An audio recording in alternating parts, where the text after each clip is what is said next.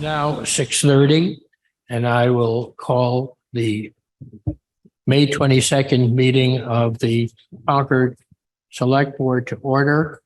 Mary, would you please call the roll? I will.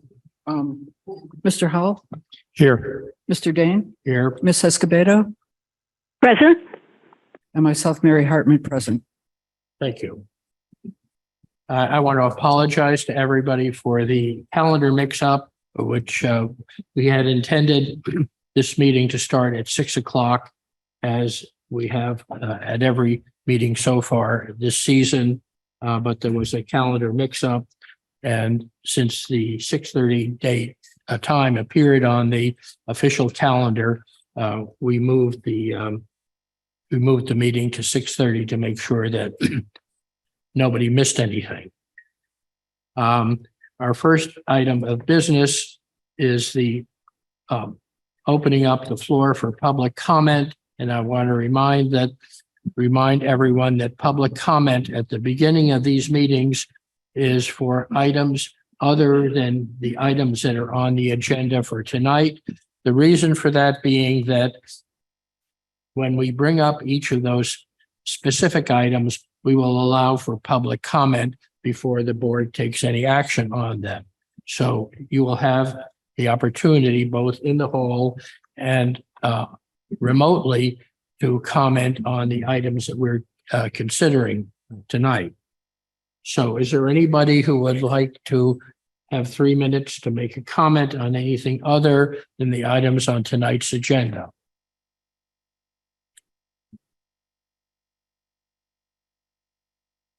That being the case, we'll move on to the consent agenda. Do we have a motion under the consent? Any discussion on anything on the consent agenda? Do we have a motion to I can move. adopt the consent agenda? I move to approve the consent agenda. Second. Roll call vote. Mr. Dane, Aye. Miss Escobedo, Aye. Mr. Howell, Aye. myself, Mary Hartman, aye.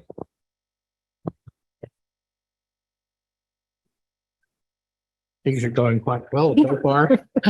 Moving right along. Carrie, would you like to give us your manager's report? Sure, thank you, and good evening. Referring to the report for the week ending May 19th, 2023, I wanted to note that this week is Public Works Week, and the theme for the week is Connecting the World Through Public Works. At a couple of meetings ago, the Select Board approved a proclamation, which I will present to an employee recognition event that will take place later this week.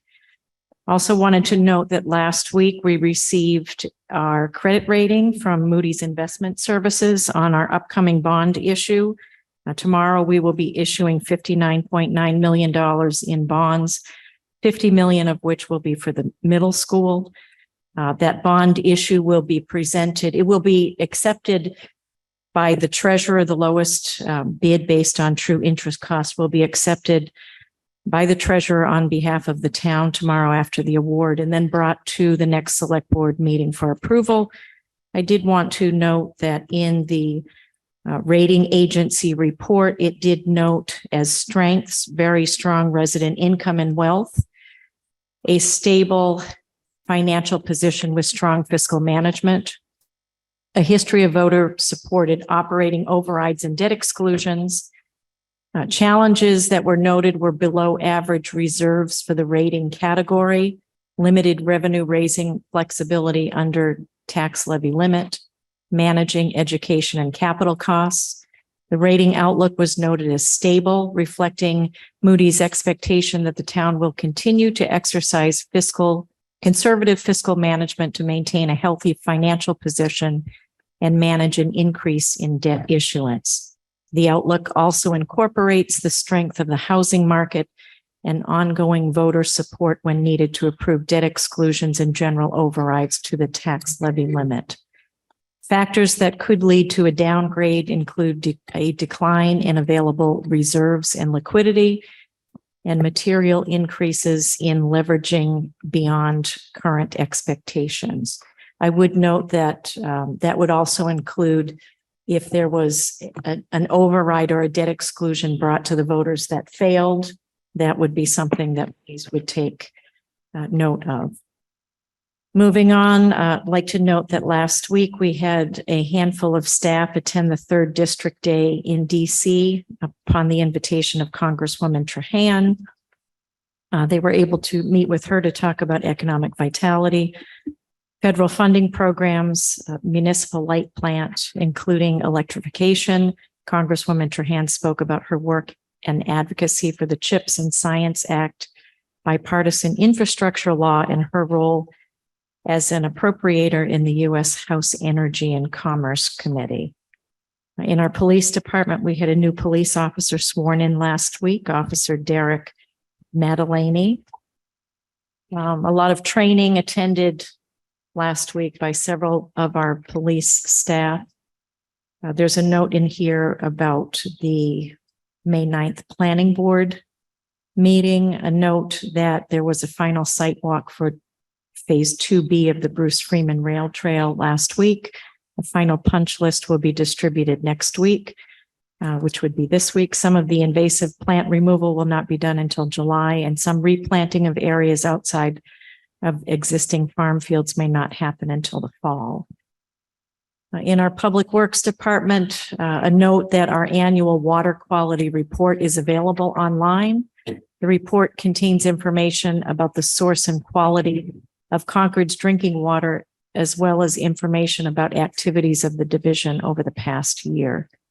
Our engineering division has been reviewing final plans and bid documents for several projects to be advertised in the next couple of weeks, including the improvements to the Main Street, Walden Street intersection, and the fiscal 24 road pavement management contract. And finally, a note that last week, Aaron McCloskey, our highway and ground superintendent, attended FEMA's logistics team's instructor-led training at the FDNY training facility in Queens, New York. Aaron is also a logistics specialist for the FEMA's Urban Search and Rescue Force Team, Massachusetts Task Force 1. This training provided knowledge and skills for emergency response personnel for planned and emergency response events. The training focused on managing, maintaining, and transporting equipment and supplies used during disasters and planned events. We believe that these skills and information will be very helpful for the public safety team working on planning for Concord's 250th. We are obviously very proud of Aaron's work on behalf of FEMA Region 1.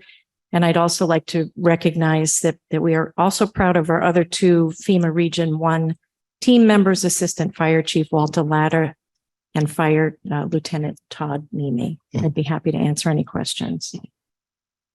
Are there any questions? I should note that the town manager's report is available online on the town website if you want to review any of the information in it. Are there any questions or comments on that? Then we will move on to the next item on the agenda, which is the proposed amendment to the Bruce Freeman Rail Trail Advisory Committee charge. Is there anyone here to make the presentation on that? Would you please approach the microphone and address the meeting?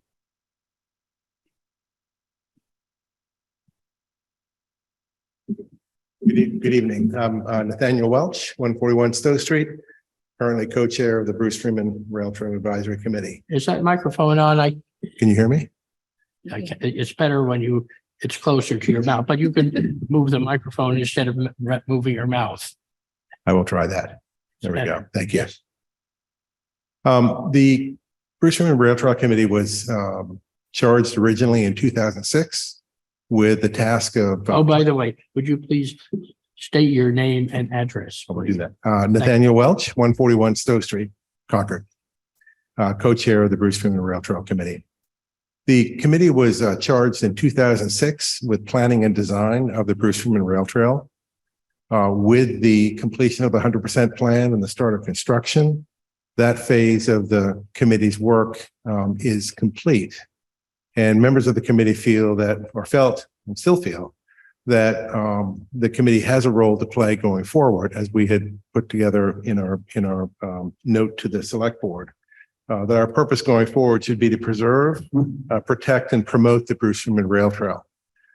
Maintenance activities, safety, other issues related to the trail are still something that need attention.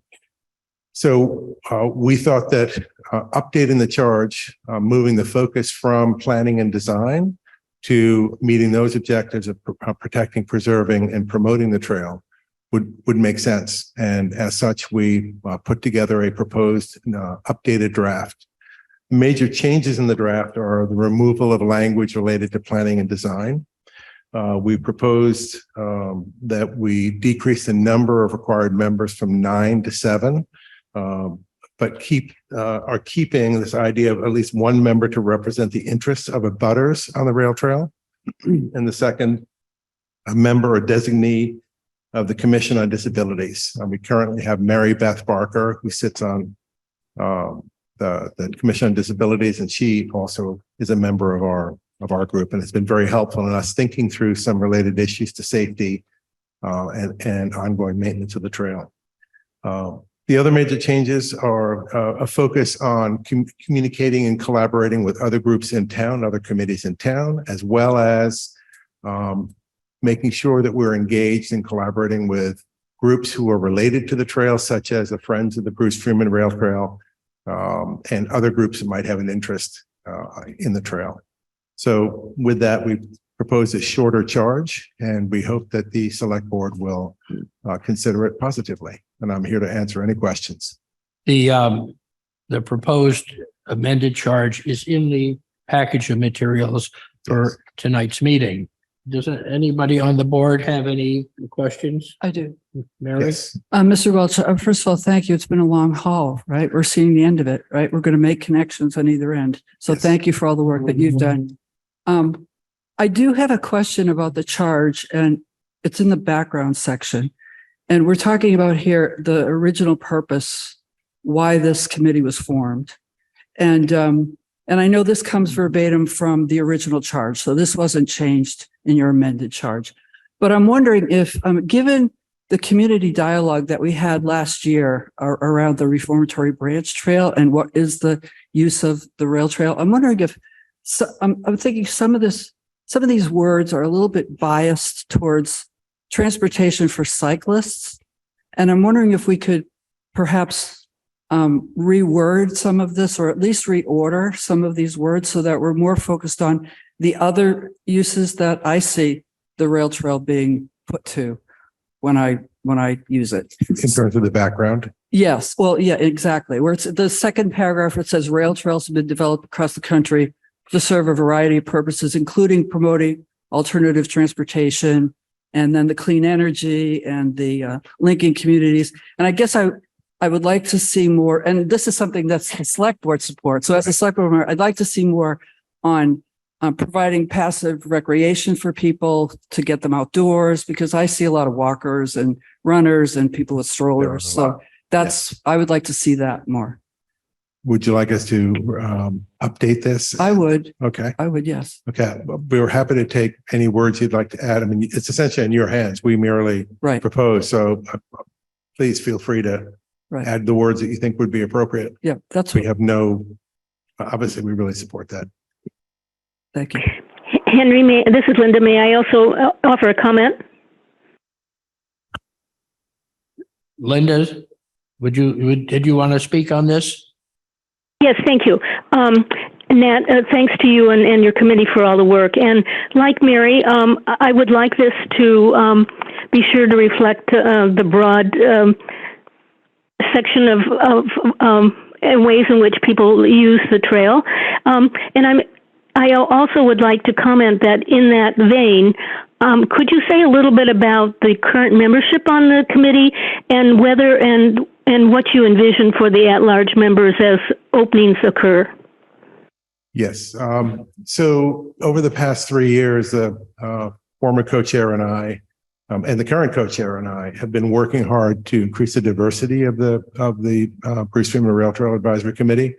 When I joined in 2020, it tended to be an older, more male-oriented committee. And since then, we've added a number of women to the committee. We've also tried to bring younger people into the committee because my age group does not necessarily represent the folks of Concord. So we work very hard to bring in a diverse set of representatives. So we have one member, Adrian Boardman, who has 3 children who are in school. We added a new member who has teenage children. Mine are all grown.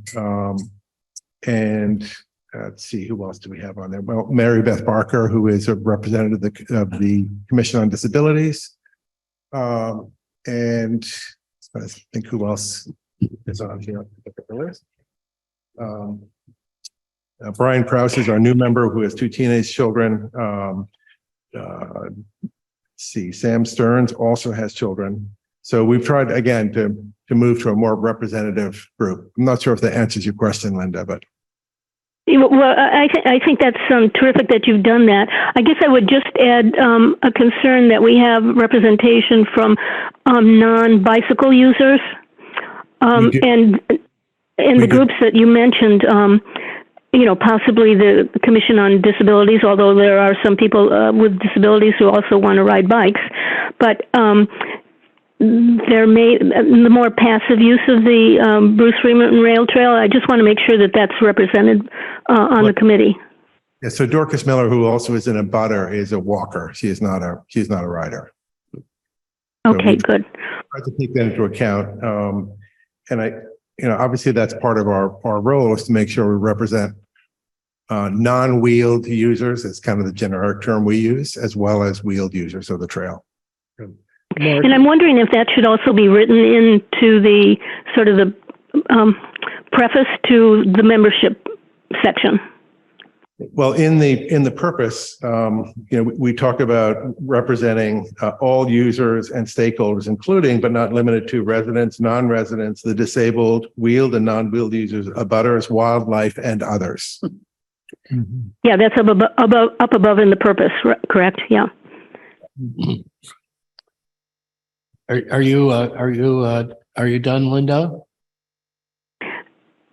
I am. Thank you. Mark, you had some questions? Yeah, I did. Just a question about how we should think about the term and the purpose of this committee going forward. Clearly, the rail trail is in its, let's call it adoption or maybe ramp up phase as it becomes connected. But when would you suggest, or what would be the trigger for looking at this charge again and considering the need for either further changes in the charge or potentially wrapping this into a broader transportation or recreation portfolio? That's a great question. We've actually talked about that. We serve at the behest of the select board. And so we, at any time, should the select board feel it's time to wrap us into another group or put us to bed, we're more than willing to support that. We know there are a lot of committees in town, and probably the fewer committees, the better. This move was just to help us refocus on what's important now as a committee. But at any time, we're more than willing to say, if you need us to be part of someone else, feel free to do that. I think the members of the committee are focused on all aspects of the rail trail. Big issues like Junction Park are still being finalized, and maybe after that gets figured out, which was a request from the select board a couple of years ago, it might be time to think about, well, what do we do next? But we thought it would make sense to have us refocused appropriately for whatever period of time the select board thinks we should be in existence. Thank you. And we appreciate your service. I think based on the comments that have been made by the board, and maybe further comments from the audience here, you might want to make some changes to your amended charge, and then get it back to us as soon as possible, because now when we're working on a 2-week meeting cycle, I'm trying to get agendas and materials out early, at least a week or more before subsequent meetings, so people have a chance to review, understand, and to make suggestions about items that are coming Right. before us. Right. Does that sound like a good That sounds idea? great. We have a meeting this Thursday. Good. And assuming we have a quorum, we will have that on the agenda. It's not on the current agenda, but I will make sure it gets added. We can come back to you with an updated Good. version of Thank you this. very much. Thank you. Thanks to the committee. Good. Thank you. Ellen, did you wish to speak? Please don't trip on the rug. I know, I might be on the Identify yourself. Ellen Quackenbush, Proceed. 206, Ellen Quackenbush, 206 Prairie Street. And I wanted to kind of look into what Mary was saying and Linda. I see the charge says that one of the, I don't know how you quite say this, stakeholders is wildlife. I think that it might be valuable not only to include in the charge passive nature, maybe photography users, because that kind of contemplative use of the trail is pretty important to folks. And we brought up performatory brands that is kind of the raison d'etre of that particular trail. But how about having a member of the committee be someone who is oriented toward recreational use, non-wheeled, passive, as opposed to, I think non-wheeled and wheeled is kind of a weird way to talk about who's using the trail. And that, you know, it might be good to have somebody, I mean, if you're talking about cemetery by MCI, it could be somebody who's interested in historical preservation of some of the assets along the trail. And certainly Bruce Freeman goes through some beautiful parts of town, beautiful parts of the whole state. He could go, you know, the whole way. And I think somebody who understands passive nature and kind of the systemic need to preserve the trail and preserve the, you know, nature assets along the trail would be a great addition to the committee. Thank you. Are there any other comments or questions from the audience? Hi, Tanya Galis, 60 Prescott Road. Thank you for the comments, and I think the shortened, more compact charge makes sense. It's beautiful. The membership change makes sense. Since the reformatory branch trail did get mentioned a couple times in this discussion, I will just put forward my thoughts about the rail trail phrase. Because it's true that across the country, several rail trails have been developed into shared use paths. But because, as we saw, the reformatory branch trail is vulnerable to the same pressure to similar development, but that's not what the public wants. I would prefer language that does not, emphasize the rail trail, but rather the Bruce Freeman rail trail, which and that we be open to, when it does come to connections and recreations, that we remain open to serving bicycle and other transportation needs, which do deserve attention, do deserve safety, through potential other means as well. So it just would be good to maintain the Bruce Freeman Rail Trail as its own entity and not necessarily go into a whole assumption of all rail trails being the same. Thank you. Henry, Thank you. just one more comment I thought I'd make. Yesterday, there was Concord's newest piece of public art was dedicated on the back of 40 Beharrell Street, which is a beautiful mural representing a lot of the aspects of the Bruce Freeman Rail Trail. And it was a very nice event. And for anybody that hasn't had a chance to go out and see that piece of artwork, it's highly recommended. Thank you, Mark. I think that since the charge is going to be amended and represented to us, we won't have any motion on that tonight. Right. So then we move on to the next item on the agenda, which is the Hanscom North Airfield Hangar expansion. And I think probably many of you here are here because of that item. And so I want to preface that with a few remarks of my own.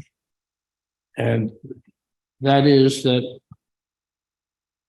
what I would like to see discussion focus on here tonight would be not the problem that we're trying to solve, because I think everybody agrees. I think the comment has been universally negative. And we've gotten a substantial amount of correspondence, I think all of which has been opposed to the expansion development and none in favor of it. Because of carbon emissions, state and local carbon reduction goals, noise, effect on wildlife, with very little in the way, if any, benefits, strong negative impact on our climate change and mitigation goals and resiliency, and effect on many of our local institutions and assets, such as the historical sites, the Audubon site, the Minuteman National Historical Park, and as one of the people I spoke to about this morning said, we should not be a sacrifice zone for corporate executive jets.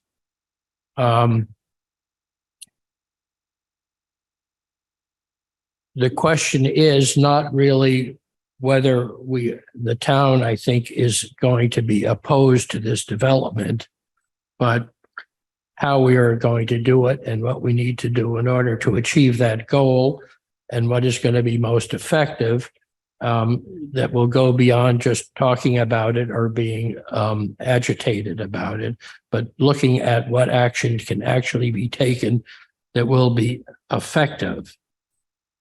And I see that as being primarily a political and an environmental issue, where I think we have to be very closely involved in the environmental review and to make contact with those people in political office, such as the governor and the MBTA Board of Governors, in order to achieve this goal. So having said that, I would like to start out with a present. We have a number of people who are listed as presenters on this issue, and the first is our deputy town manager. Thank you very much. My name is Megan Zamudo. I'm the deputy town manager.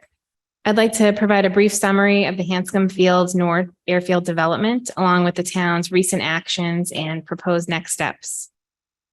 Proponents Runway Realty Ventures LLC and North Airfield Ventures LLC propose to construct 27 hangars and renovate the existing Navy hangar building to provide a combined area of almost 500,000 square feet of hangar space.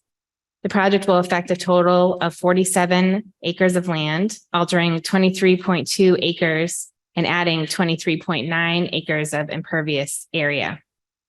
The Massachusetts Environmental Policy Act, MEPA office, is responsible for assessing the environmental impacts of the proposed development.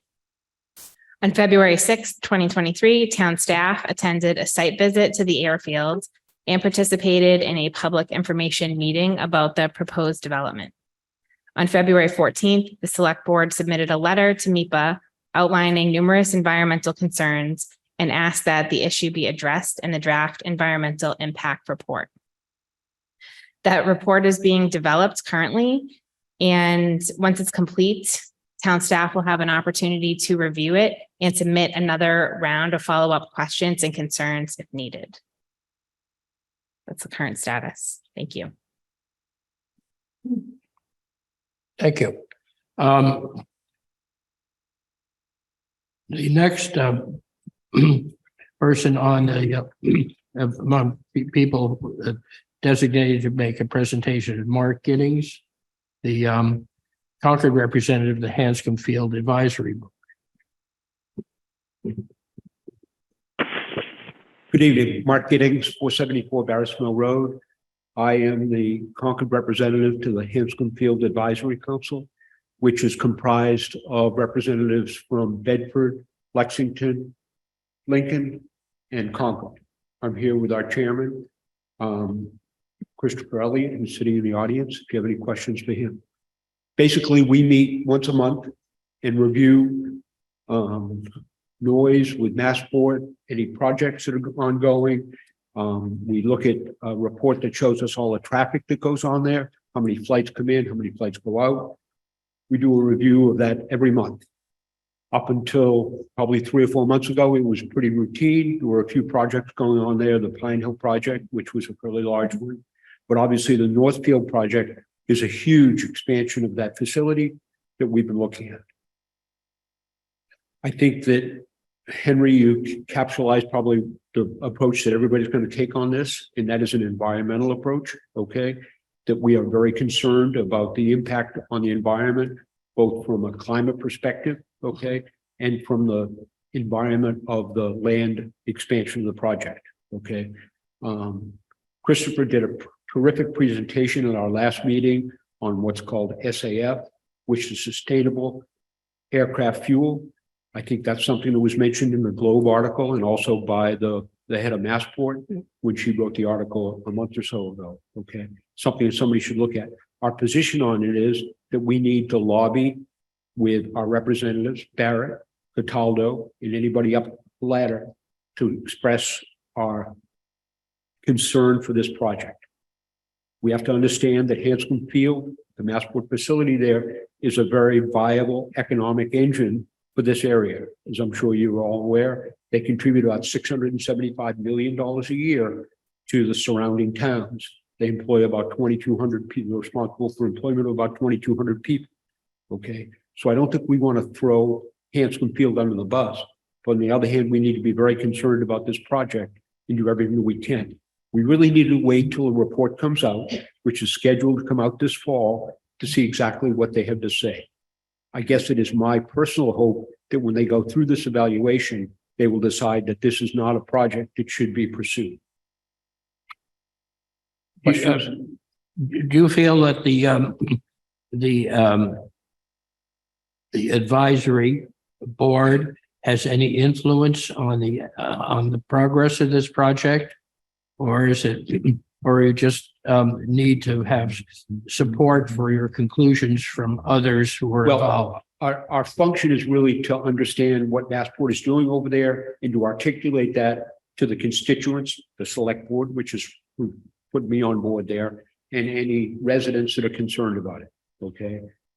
That's our primary function. In the meantime, we do have contact with Massport, obviously, with Sharon, who runs the Hanscom Field. We talk to them about what's going on and we express our concern.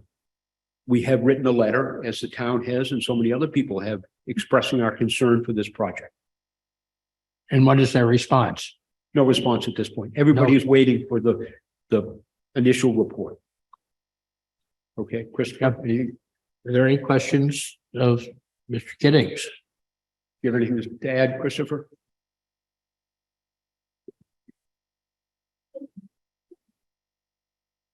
Thank you. Thank you. My name is Christopher Elliott, 124 Bedford Road, Lincoln, Mass. So I chair the Hanscom Field Advisory Commission. Just one thing that wasn't mentioned, I've heard brief whisperings of direct actions and protests against this project. And I don't think that's the right approach at this time. We have contacts in the state government. I'm trying to develop contacts in the federal government. We have a lot of attention. We have the power of the local select boards really on our side. So I think that the route of getting good publicity is the right way to approach this problem. I'm trying to keep attention focused on this project. I'm trying not to just do what Massport wants us to do and let it ride until the fall. They keep saying, oh, nothing can happen until the fall. Well, we're trying to make something happen. We're trying to keep a lot of attention on it and get our view across before they get their view across.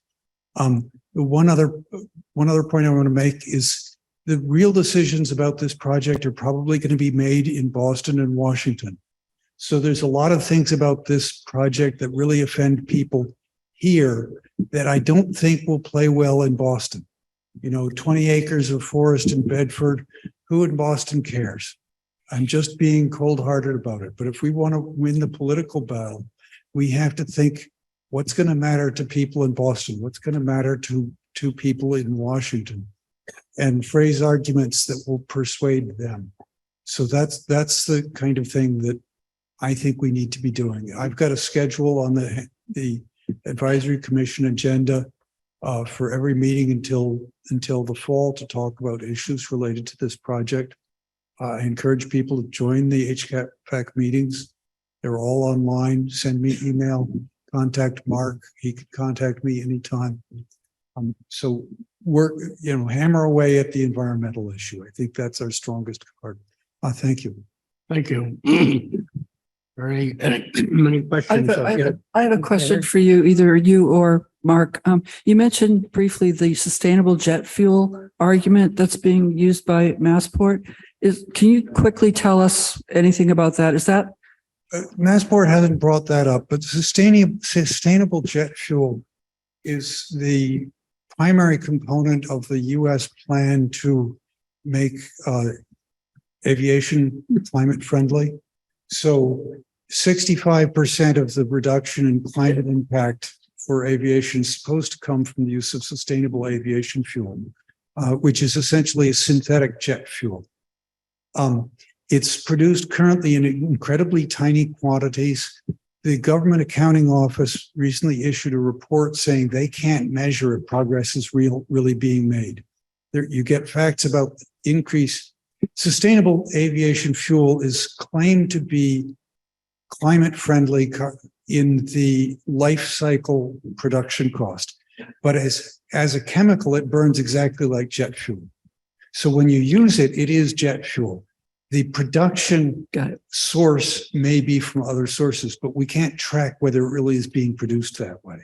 So I have real questions about that. It sounds like a plan formed by the oil companies, which is a reason to question it.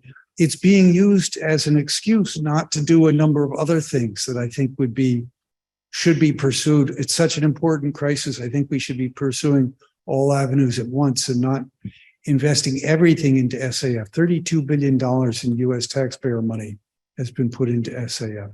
And essentially nothing is being put into alternatives like hydrogen power or replacing fossil fuel aviation with electric power or other sources.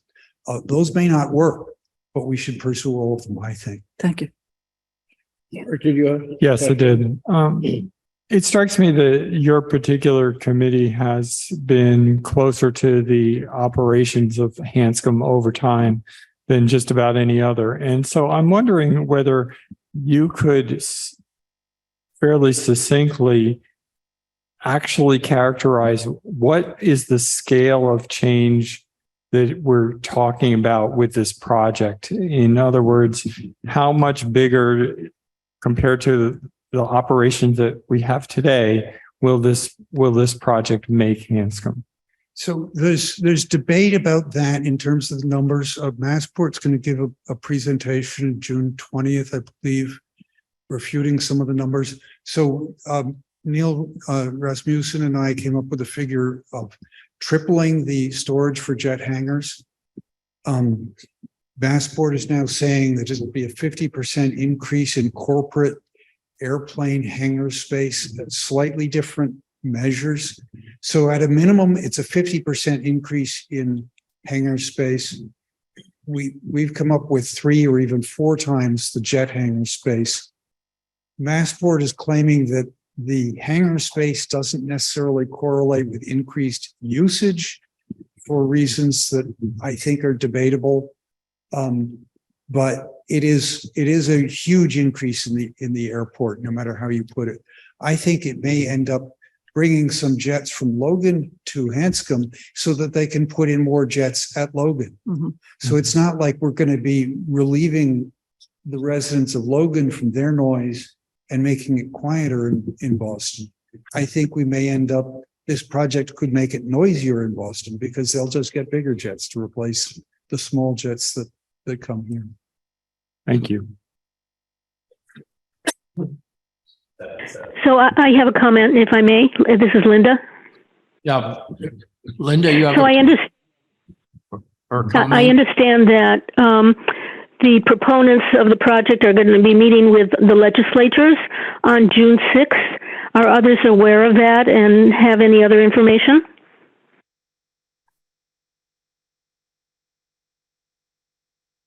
That's the first I've heard of it.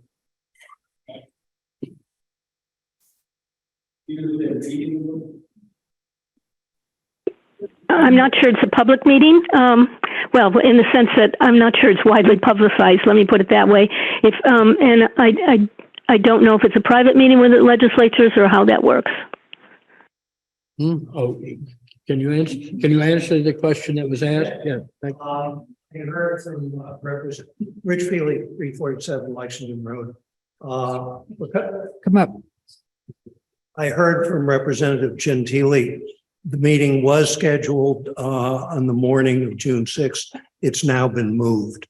So I don't know the final date, but it is not the morning of June 6th. I just learned that this afternoon. Thanks for that update, Rich.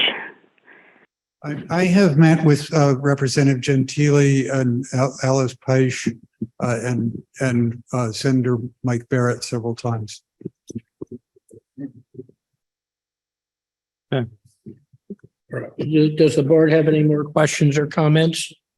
All right, we'll take comments or questions on these remarks from the public at this point.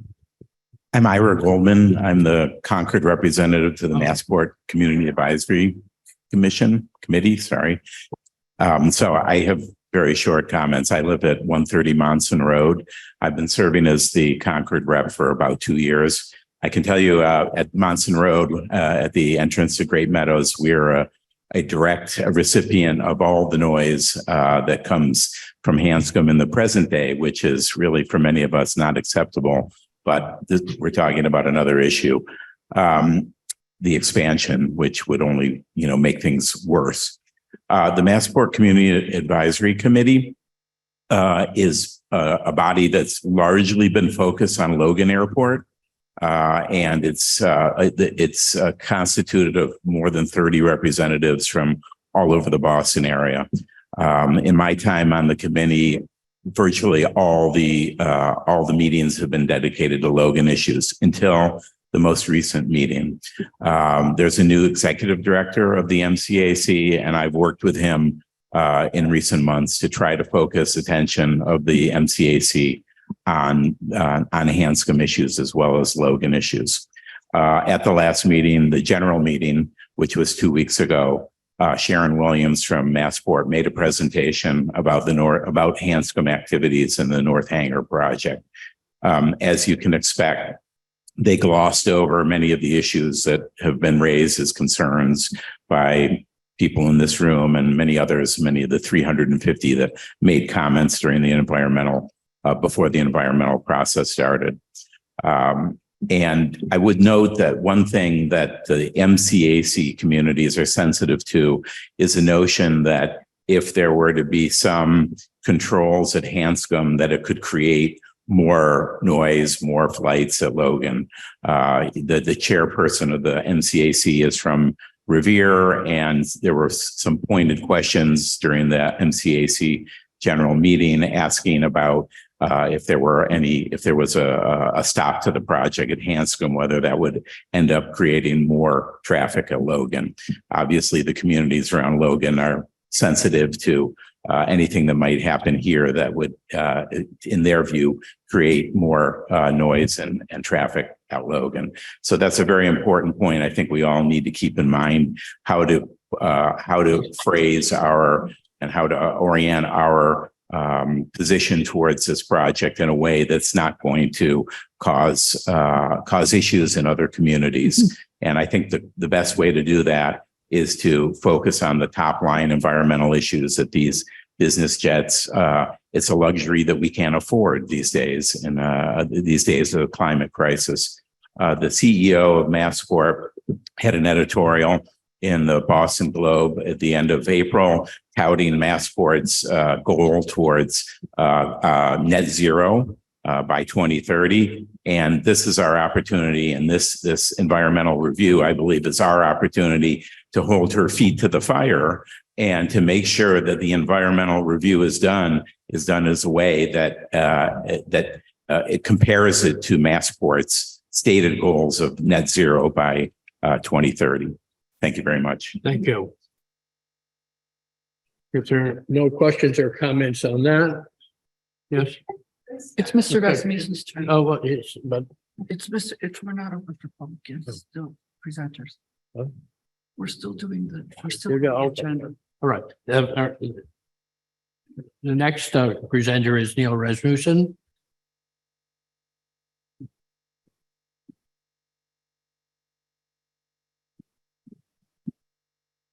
Neil Rasmussen, 393 Estabrook Road, Concord. I have a presentation.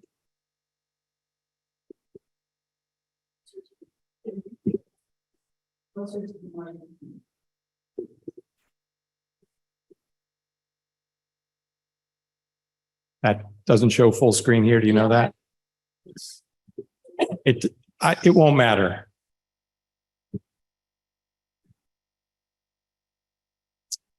I'll proceed. So I'm here to talk about the North Airfield development. As you all know, some of the statistics associated with this project include it's 4 times the number of hangars for jets that are there today, and it's over 2.3 times the physical space for hangars for jets. You'll hear a lot of confusing numbers about that. Massport tries to say it's a lot lower, but they throw in all the hangars for the little propeller planes when they do that calculation. They refuse to talk about the hangars just for jets. The size that you see, you don't have to read that slide up there, but the size of that project as a layout plan, when you think about a house who's laid out about 40 feet wide, that plan is 2/3 of a mile wide, the size of that. So it's really hard to get your mind around the size of this thing. Slide, please. So reducing greenhouse gases is not just a nice thing to do, it's the law. We have a law passed in the Acts of 2021 requiring net zero by 2050, and it's broken down sector by sector with requirements by sector. And next slide. And we're on that program. I mean, we're doing it. We got ahead of that law actually and started working on this. And here's the plans for the various 4 towns around the Hanscom communities. And this is thousands of tons of CO2e per time.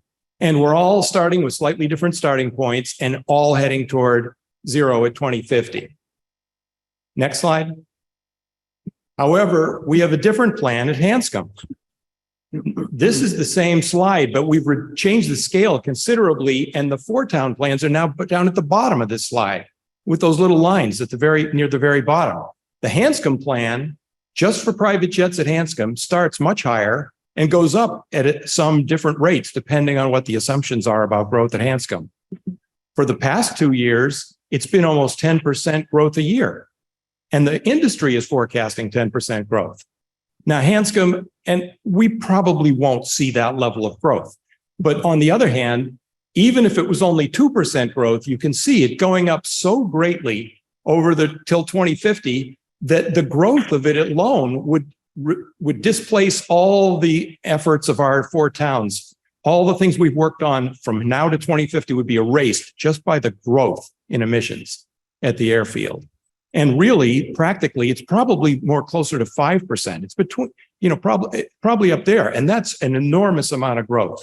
And all of this, if you really wanted to think of any way to reduce it, would involve these things like sustainable aviation fuel. But that is not a technology we have. That is a theory. And it's possible it may come, but even the Federal Aviation Plan does not really say it's going to happen. They have a projection of growth of the whole aviation plan, and it would only be reduced with theoretical introductions of things that don't exist yet. Next slide. So we have a high environmental cost with a low societal benefit. The jet emissions today at Hanscom, just at Hanscom, are canceling out all the environmental gains from about half of all the 4 gigawatts of solar PV ever installed in Massachusetts. All that PV offsets CO2e, but we've already used up half of that benefit just with the aircraft flying there. And if you looked at the growth of emissions, it completely cancels out the climate gains of about 10 communities of our size. And this is to service only a few individuals. You can characterize those people any way you want, but it's only a few people. And it services primarily resort destinations. If you start looking into it, the biggest flight pattern of private jets in America over the last year was the Super Bowl. Next slide. Now, this is just how you calculate the emissions today. A lot of it is based on data that it's not public what the emissions are from Hanscom, but a lot of the data that supports it is public and well known. The only 2 things we don't know exactly are what are the estimated flight times of the planes, which we have to guess. And if Massport gives us data that's different, they'll go up and down. And also the number of gallons per hour from aircraft tables, which ranges for different kinds of aircraft from about 190 to 500 gallons per hour. And that's how you get to almost a megaton of CO2e. And over the next few years, it'll hit a megaton. Next slide. So what can control this? And at the state level, what are anything we can do? Our towns, as you know, have no regulatory authority at all involving things that go on the airport. You can't even tax them, the facilities that are there. The legislature has no regulatory authority over Massport because it was constructed as a separate thing, shielded from the legislature when it was constructed back in the 40s, whenever it was built.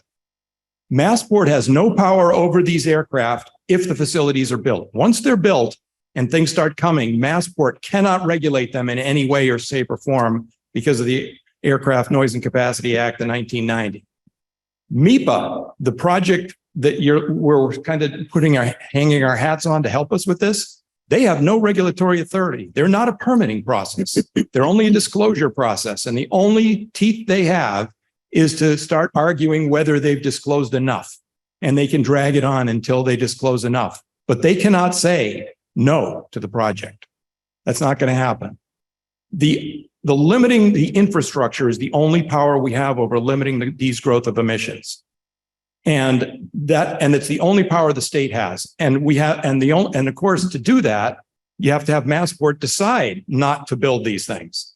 And the only thing that Massport reports to is the governor, period. The governor appoints the executive director and appoints over time the board members and really has a direct and an indirect authority over Massport. Now, past data indicates, we've already seen this. By the way, this whole trick has happened before. Massport always says, oh, we're going to build some more hangars. It won't affect the aviation operations. But they always say that. They've said it in the past every time they build hangars, and that's not what the data shows. The data shows you build the hangars and the flights go up just like you'd expect. The governor is the only path we have here to stop this other than federal laws being changed, which is a long, long process to affect those. Next slide. So I think what's important is that the select boards need, and along with our state reps and the public, all need to coalesce around one message. If you're talking to the governor, which is the leverage point here, you have to say the same thing and all consistently. We can't have all the communities breaking up and talking about separate issues to sort of diffuse the issue. We have to concentrate on this issue that they shouldn't be building this capacity because it's antithetical to the Massachusetts emissions plans, period. It's the only category in all of the Massachusetts plans that's going up. By law, all categories must go down. So I asked the guy who wrote this law, Mike Barrett, why are they allowed to have a section that goes up? And he said, well, we can't actually technically regulate this segment under the state. It's got federal preemptions on it. So we can't put it in the mass climate law. So it's on the trajectory to go up. The only thing to make it go down is limit the infrastructure. And the only way to do that is have a consistent message to the governor. Thank you. Can I ask you a question, please? Sure. if what's needed here is coordination among all of the interested parties, how do you think that would be best achieved? Well, I think it's primarily the people who are going to have to lead this are basically environmental groups. And they've got to get in alignment and got to just have a drumbeat communicating with all of our reps and our select boards. What the best outcome is if we had a letter by all the select boards together, one letter, not 4 separate letters. That would help and focus the issue, and also and have our state reps do the same thing. And then have people just with the same drumbeat as well. And that's the outcome we're hoping for. Not asking for you to make any decision or commitment tonight, but that's we ask that you focus on that as our best path. Do you think that we now have a Secretary of Environmental Affairs who came out of the Attorney General's office and is an environmental lawyer? And I think probably has a great deal of influence with her boss, the governor, who she worked for at the AG's office. Do you think that by putting a lot of pressure on the Secretary of Environmental Affairs to do a thorough and complete and extensive environmental review, at least can slow the process down? Yes, and she's getting that message both from the public, as you've seen. We had an unusually large number, I think 350 public comments on this project, even though it was everybody only had a couple of weeks to get it done. And I think she's very attuned to that and very willing to do that. And as long as she gets the freedom to do that from the governor, she's very willing to put a lot of stress on this project to see that it discloses everything it ought to disclose. Because the project made no disclosure about any aircraft-related emissions that it might enable, tried to dodge the whole question, and they're still trying to do that. They don't want to admit that it has any effect on aviation emissions. So and that's what she's trying to force them to do, is talk about it. And we'll see how that works out in the fall.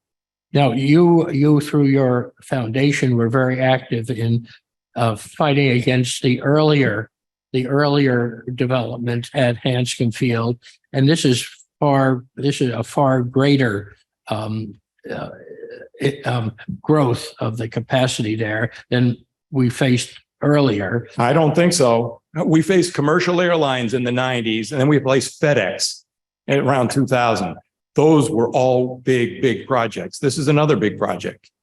And what role do you think your organization can play in combating this development? I think we're trying to communicate get all other interested organizations lined up on this. Our organization has historically been interested and focused primarily on environmental and historical preservation activities in the area. And they are certainly important. I did not speak to them tonight, but they're certainly important and worthy of consideration. But I think the key lever on this project is the CO2e issue.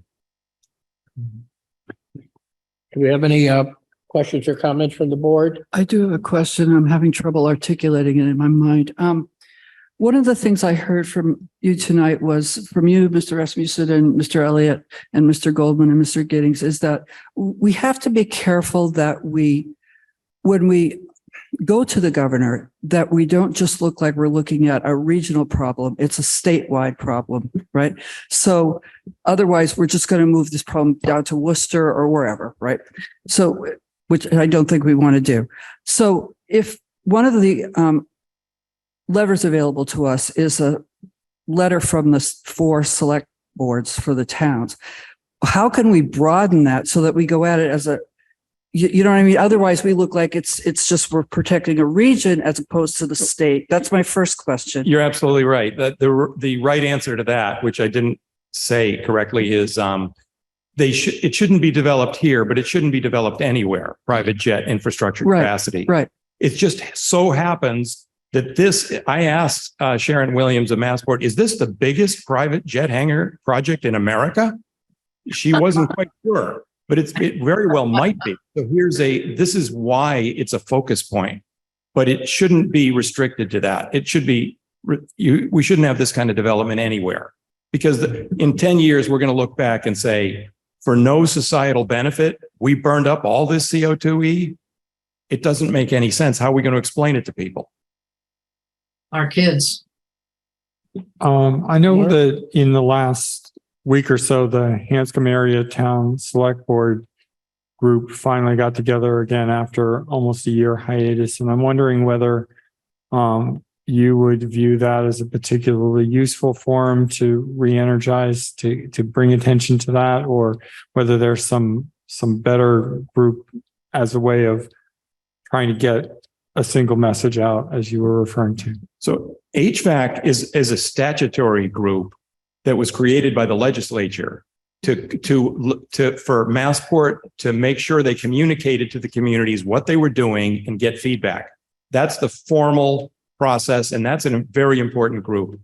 The hats thing, it served a very valuable purpose. On some of these prior events, they're sort of event driven, you might say. When we had the commercial aviation here, hats had a huge role in that. The FedEx thing, they had a huge role. And then after that threat went down for a while, hats sort of defocused. And I think there's a good reason for it to come back. Okay. So I can speak to that. This is Linda. I attended a HATS meeting on Thursday evening, and they are re-energized clearly at this point around this issue. And the select board representatives from each of the 4 towns expressed an interest in writing a joint letter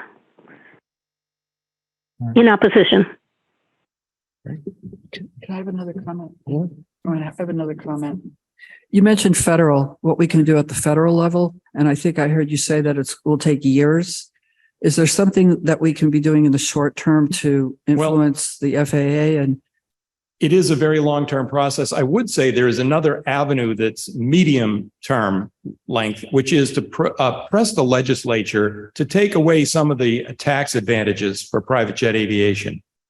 There's no sales tax on them. You can put a zebra wood interior in your aircraft for $5 or $10 million, and there's no tax on that. There's no tax on jet fuel in the state, except for there's a local excise tax that's grandfathered that our communities benefit from.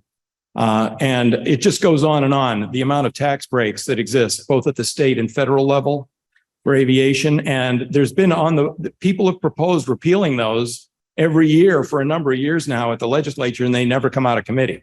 But we should push back on that, because why are we not only allowing it, but we're incenting it?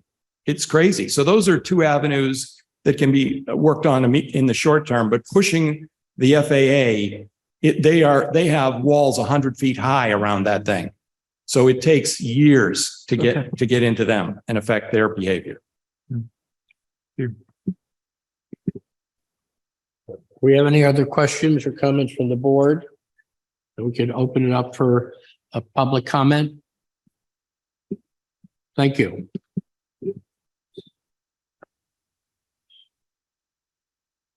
So I think if there's a member of the public that wants to comment that's on the Zoom meeting, they should use the raise hand function and we'll recognize them while we also take comments from here in the room. Hi, I'm Dan Schrager, 24 Mallard Drive in Concord. And what struck me about this project from the beginning, let me give you some context. I learned to fly at Hanscom 40 years ago, and I've owned a business there for 35 years. I live about a mile from the end of runway 29, which is the busiest runway there. So I'm not anti-aviation. I've supported a lot of development that's gone on there. I've disagreed with a lot of the negatives that have come out of the community, because I understand that aviation is a major economic driver here. But when seeing this project come out, it struck me immediately that the whole premise of it, as presented by the proponents, was disingenuous. And what they're basing their whole theory on is that environmentally it's going to benefit the area because it's going to preclude the number of ferry flights that occur. And that's a totally specious argument given today's aviation environment. My windows in my office look out over the runways. Actually, I look in the control tower. And most of the increase in aviation activities at Hanscom have been from fractional owners. NetJets, FlexJets, Wheels Up, PlaneSense, all these operators have exploded during the last 20 years minimum. And those planes are like, they operate as taxis, basically. It does them no benefit to have a place to hangar their plane overnight. That plane, when it's sitting, is costing lots of money. And so what these planes do is they'll drop off their fractional owner and they will then pick up their next fractional owner, maybe at Hanscom, maybe somewhere else, but they do not have to fly back into Hanscom and make 4 trips instead of 2.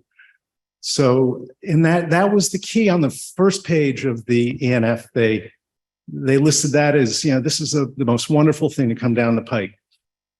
So I would maintain that argument is specious. In terms of the size of the development at Hanscom, it is by far and away the largest development, bar none, that's occurred there outside of the building of the airport. 500,000 square feet of hangar space. It overshadows I don't know if anybody, well, I'm assuming many people have seen the latest Atlantic aviation hangar that's being put up. But I think that's around 60,000 square feet, and it's a pretty big building. This is practically 10 times the size of it. So it strikes me that the scope of this thing is so outrageously out of place with what happens at Hanscom. As a small plane operator, I mean, I have one of the noisy little annoying planes that I use for my business, and I don't burn jet fuel. And I'm shifting to unleaded fuel, actually. But the jet traffic has really increased. Today I took off, I had to do a business trip and I had to wait behind 3 jets. That didn't used to happen there. So the shift of operations has really been very obvious to me as a longtime user of it. So Mr. Rasmussen's correct in that, there's very little that we can do where we're not made to look like NIMBYs and we just don't want it here. I think it's a project that doesn't belong anywhere in the state. It doesn't frankly belong in this country. What we're doing is we're just exploding we're working so counter to everything that we should be working toward. And aviation has a substantially strong place in our economy. We're not going to get rid of it. We shouldn't get rid of it. But we need to look at this rationally. And I hope that, given the administration in this state, on a global level of Massachusetts, we can address this as something that just does not belong anywhere in our area. So that's what I've got to say.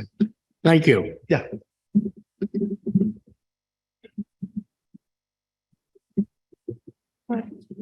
Tanya Can you gave help us, her with the microphone? what's that? You can. Thanks, Dan. Thank you. Hi. Tanya gave us 62 Prescott Road. And I think that it's very important. Thanks. I'm a little speechless because people here have spoken that know so much better than I do about the details of this. I just know that it is wrong because the purpose is wrong. I care about the natural destruction as well. I don't necessarily think that everyone has to say the same thing to the governor. It's probably even stronger to have one central message with many other tangential messages there. It makes it even stronger. It is sounds to me very important to make sure that they don't do divide and conquer with Logan because and thank you, Mr. Elliott, for pointing out that it might make things even worse for Logan. In my letter to the select board, I mentioned the permit that had already been signed by Governor Baker. It refers to a Section 4 of the Enabling Act. In there is something about reasonable terms of operation and construction. I don't know if that can be challenged. I just found out today that it actually allows Massport to decide what is reasonable after all. but I was wondering whether that can be challenged. I want to thank Linda Escovedo for her comments at the HATS meeting. That was very moving. Thank you, Linda. And I hope that when you write a letter to the governor, and I'm assuming that you will, that you make it very strong, that it doesn't always, I know you will make it very logical, very comprehensive, but it also needs to just protest such environmental destruction for this kind of a cause. Thank you. Thank you. Mark Galis, 62 Prescott Road. I think this is a project that shouldn't be happening anywhere. And there's no need for it. It's terribly destructive. Cancels all of the goals that we're trying to meet in order to avert a climate disaster. There are a lot of lies and a lot of misdirection being put forward by various proponents of this project and other bureaucratic entities that kind of slide along with it. Just to point out, one, with regard to that so-called sustainable aviation fuel, Mr. Elliott presented some very nice slides at the latest HVAC meeting that I hope he would provide to you, that in my opinion, in my professional experience as an engineer, prove that it's a lot of hooey. The US has spent $34 billion and produced 0.1% of what the intermediate test goal would be. And it takes additional energy input, and it still pollutes just like any other aviation fuel, and it can't be controlled, as Mr. Rasmussen said. So that's just total BS, let's say, to call it clear. There's a lot more of things like that. As Mr. Schrager mentioned, the idea that somehow there's going to be less traffic because of this, that's baloney. Massport is, as a gentleman told me, and I think it's a wonderful thing to keep in mind, Massport was created by the legislature so it could do bad things and have the politicians keep, their hands clean, so to speak. And that's exactly what it's doing. If it is, in fact, running as sort of a private corporation, using public airspace, land, presence, large-scale presence in the community, it should be acting more responsibly. The governor just replaced the chair of the MBTA, added 2 board members, shook up the MBTA. I think we should ask the governor to create a new board for Massport that has some realization of the climate emergency that we're in. This is totally unacceptable. 1956 was one thing. Just burn the damn fuel. It doesn't really matter. We're in a totally different situation now.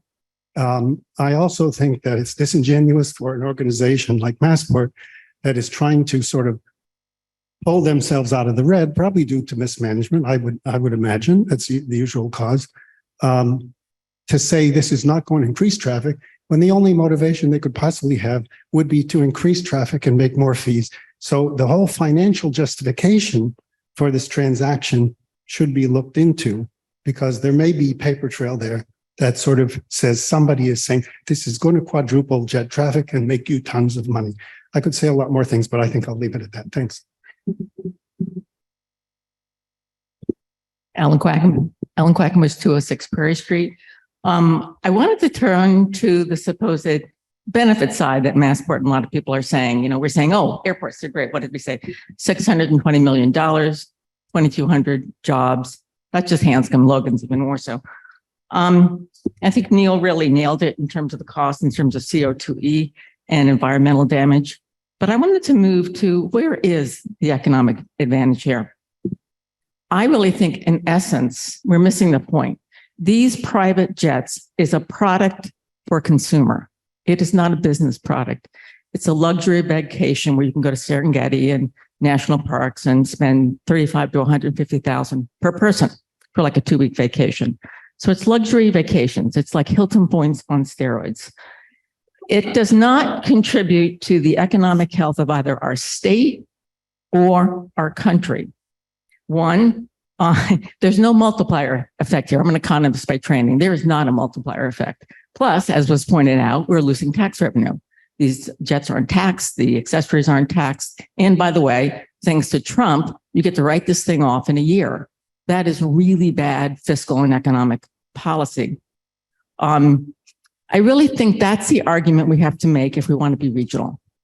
It's not Hanscom, NIMBY. It's not anywhere.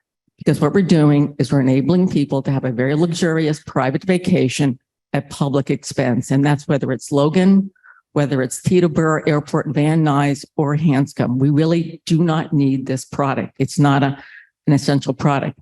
And I will give an example of a business use of aviation. I work for a company called Holden Advisors. We have 30 people around the country.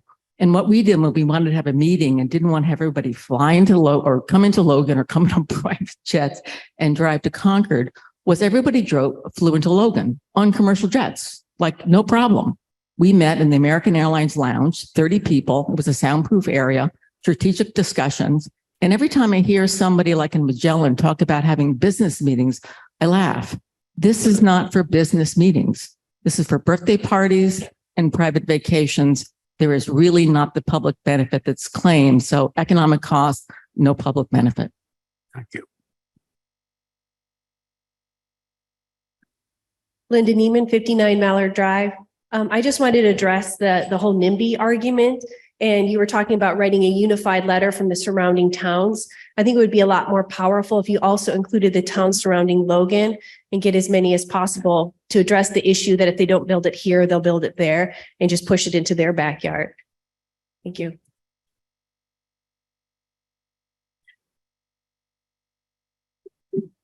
Neil Rasmussen, 393 Estabrook Road. I wanted to address my comments to this issue that keeps coming up of the financial benefit of the airport. That calculation, we've looked into that for years, that calculation. It's based on what we call indirect multipliers applied to the actual employment and operations of the airport. But if you go to the FAA documents, the FAA documents for calculating the economic impact of airports, it says for commercial airports, you use these multipliers because the people who fly in use all these services and do all these other things and go to restaurants and all this other stuff. And that is, so that calculation applies to commercial airports. And it said specifically in the FAA flyers, do not apply it to a general aviation airport. But nevertheless, Massport keeps doing it. And we challenged them and asked them to produce these calculations a number of times. And we were told, oh, we lost them. Okay, so take that with a grain of salt. The dog ate my homework. We have a comment on Zoom. Mark Hansen. Hi, Mark Hansen, 340 Holdenwood Road in Concord. I have a complaint about the noise of jet aircraft. I live pretty much underneath one of the runway, and I can't say which one, but I do notice. I'll back up what the woman said a little moment ago about most of these trips being leisure, not business, because we see more flights on Saturdays than we do during the week. The noise is disruptive. I mean, if you're trying to have a conversation, it's above the conversation level for, the time it takes that plane to go overhead, which is measured in a few minutes. And so this disruption occurs for all along the flight path of that aircraft. And I also did some work with the FAA at Logan and in other parts of the country back in the 1990s. And the traffic in and out of Logan flies particular patterns. And Hanscom is not in a great location. It's right underneath the approach path from Gardner. So I would think that it would be a mess for FAA to have to deal with all that. So those are my comments. I very much agree with the idea of the wastage of jet fuel flying people around for fun when we're trying to cut down the amount of CO2 in the atmosphere.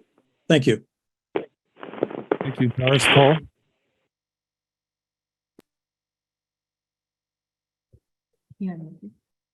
Doris, you need to unmute. Mute. All right. Can you hear me now? Yes, we can. Oh, thank you. I just wanted to suggest and really recommend that in your letter, you also mention that Hanscom Field and the airport affect the Minuteman National Park.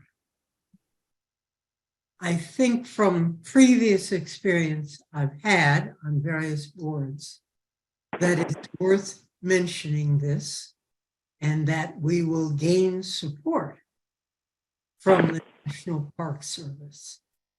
Thank you. Thank you. Thank you, Doris. I don't see any other comments on Zoom. Thank you. Diane Proctor, 57 Sudbury Road. In the New York Times this morning, there was a piece, and I'm sorry that it happens to be about Ron DeSantis, but I think it gives us information that is not invaluable. That night, it says, for Ron DeSantis, Sunday, February 19th was the start of another busy week of not officially running for president. That night, he left Tallahassee on a Florida hotelier's private jet, heading to Newark before a meet and greet with police officers on Staten Island on Monday morning. Next, he boarded a twin jet bombardier to get to a speech in Philadelphia suburbs before flying to a Knights of Columbus Hall outside of Chicago and then home to his day job as governor of Florida. The tour and others like it were made possible by the convenience of private air jet travel. I think this is being used all over the country in so many ways. And I believe that one of the other strategies that might not be imprudent is to take this kind of comment from the New York Times and others and ask those who are doing it to consider the costs that they are leveling and waging on our entire eco-structure. Thank you. Thank you. We have one more comment on Zoom. Nancy Nelson. Hi, thank you. I'm just curious about what the climate is with the Department of Transportation and the goals that they are espousing, and whether or not folks, particularly maybe say our heritage, is in touch with those people, and are they finding any quarter or support or hope in what a more progressive Department of Transportation and FAA might be thinking?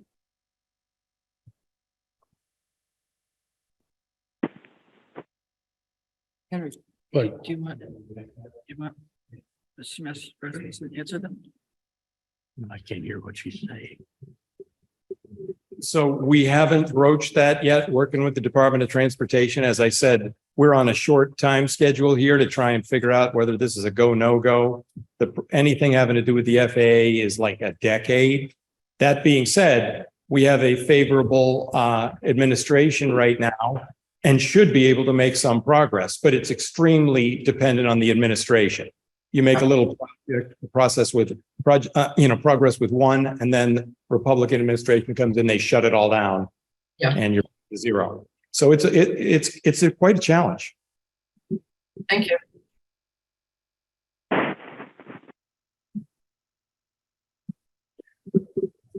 Hey, Elizabeth Henry, 149. I agree with all that's been said, and I love the idea of a letter that includes the Logan and Worcester neighboring towns. I think that's brilliant.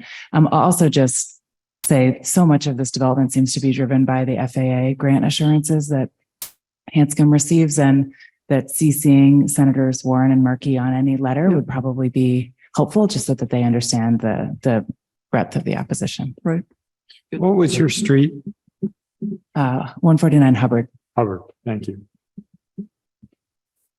And Doris Cole, could you just give me your street number? What your street is?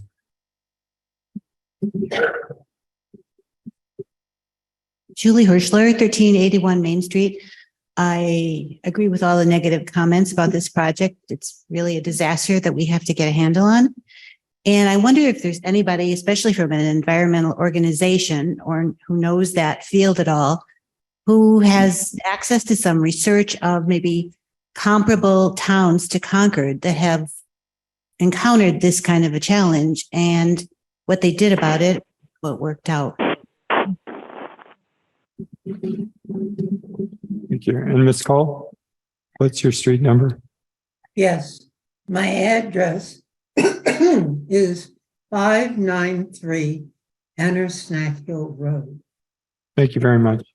My legal name is Doris Cole Goyette. Thank you. Pamela Dritt, please. Pamela Dritt, 13 Concord Green. I would also like to suggest that when you do write these letters, that you put a notice on the town, on the town website, so that we could perhaps, as individual citizens, sign on to them as well. Thank you. Hi. Moira Walsh, 169 Throw Street. Heard some wonderful people here tonight, very knowledgeable, but I'm very much an oriented person. And what I see when I worked in other campaigns like this is that there's no coordination. And I'm wondering if there's some way that you can let us, the public, know. I heard conflicting ideas tonight. Like one person said to contact, kind of get going. Another person said, no, let's wait. So I'm wondering if there's some website that you folks can develop for the public so that we can be effective in helping you, who have a whole lot more power than we do, move this forward in a timely way so that if Governor Healy is going to get 100 emails, she gets them all in one day. And she gets them from East Boston and Winthrop, just like she gets them from Concord. Because I think that's a very good point. If we go in there with the attitude that with just our region, we're not going to win with this group, because if anybody's consulted in those areas, you know that the awful problem they've had with the FAA and all these organizations. So I would really appreciate that as somebody who's learning from you to put together something that I can refer to and I can tell people to refer to. That has all of your names on it. And get the group and not have mixed messaging. Because I think a wasteful commodity for the very rich, absolutely no. Something that may help is that very shortly, there is going to be a section on the town website in which all correspondence received is going to be put online so that it's available to everyone, and that you can coordinate with other people based on what you see on that website. But as a town person, you can't be political like we can be political. Can't what? And so that's what I'm asking for. I'm asking for the other side of the table to get together. Thank you. Are we? Hi, I'm Katie Winchell, and I work for Save Our Heritage. And I just wanted to speak to the previous person's question. There is coordination, and this yellow sheet that I'm passing out will show you that we now have a coalition of 18 organizations that are working on this issue. And there was mention about the usefulness of a website. We are currently working on put on a website as we speak, and it should be going live next Monday, or some form of it that people can go to and find all the necessary information that has accrued about the subject matter. And so it is a growing coalition made up of organizations and individuals. This information will give you contact information, and please get in touch with us if you'd like to know more or to work. Thank you. Thank you. Okay. I don't need all these. I think we can, here, there, let me keep a couple. Thank you.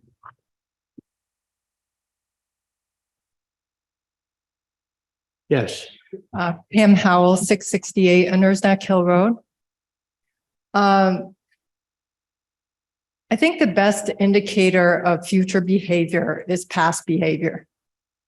And if I consider the behavior that's happening right now, the disregard of the window of flight times, the flights that occur after 11 and before 7 a.m., we are assured not to have sleep by, I don't know what Neil's calculation is, but what, 10 times, 100 times of what we're experiencing now.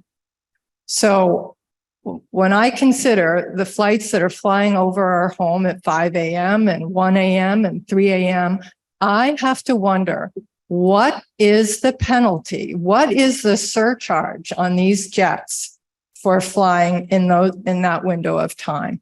And whatever it is not enough. And if this is what the future behavior is going to be, we really have a problem because none of us will be rested.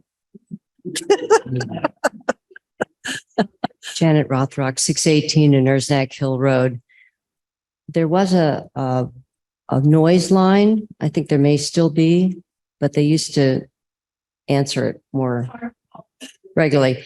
Anyway, I used to regularly send in reports when there were flights that were outside of the window of time they're supposed to fly. And then I made an inquiry as to what happened. And I think at that point it was like a $300 fine, which is, you know, the cost of doing business for a lot of people. So wasn't much of anything. All right, I think, are we said as much as we can say on this issue for tonight? I think we've got to see what resources the town has in order to help coordinate all these efforts. It's a substantial job, I think, in directing and pulling this together. And I don't know if the town has the resources to do this on its own. And so I think we have to work together with all the parties involved and see if we can accomplish what we need to accomplish. And it's probably an attack on all fronts, really, because you can never be sure what's going to work first. So thank you all for coming and expressing your views on this matter. And let's stay in touch. Please feel free to send us letters, comments, and we try to pay attention to everything we get. And we will be posting all of the correspondence on the website shortly. So we'll move on to the next item, and thank you again for coming.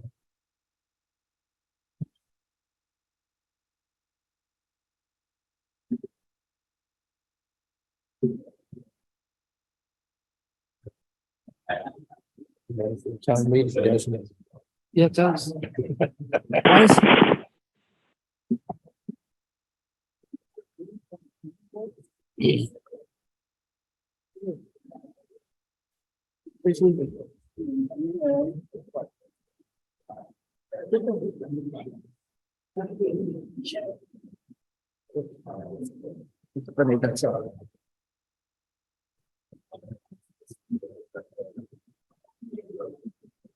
The next item on the agenda is the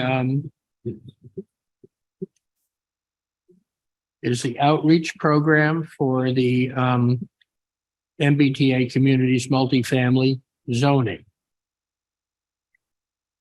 Thank you. Elizabeth, please introduce yourself and start to talk. Elizabeth Hughes, Concord Town Planner. What was provided in the select board's packet is a brief, very brief, one-page memo regarding the MBTA communities multifamily zoning requirement.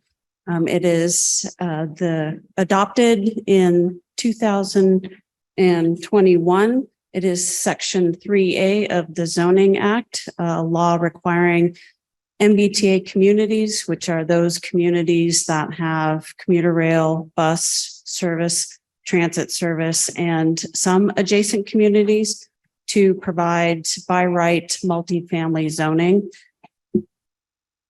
As part of that law, the Department of Housing and Community Development had to develop guidelines on the adoption and requirements for communities to meet the Section 3A MBTA community zoning requirement.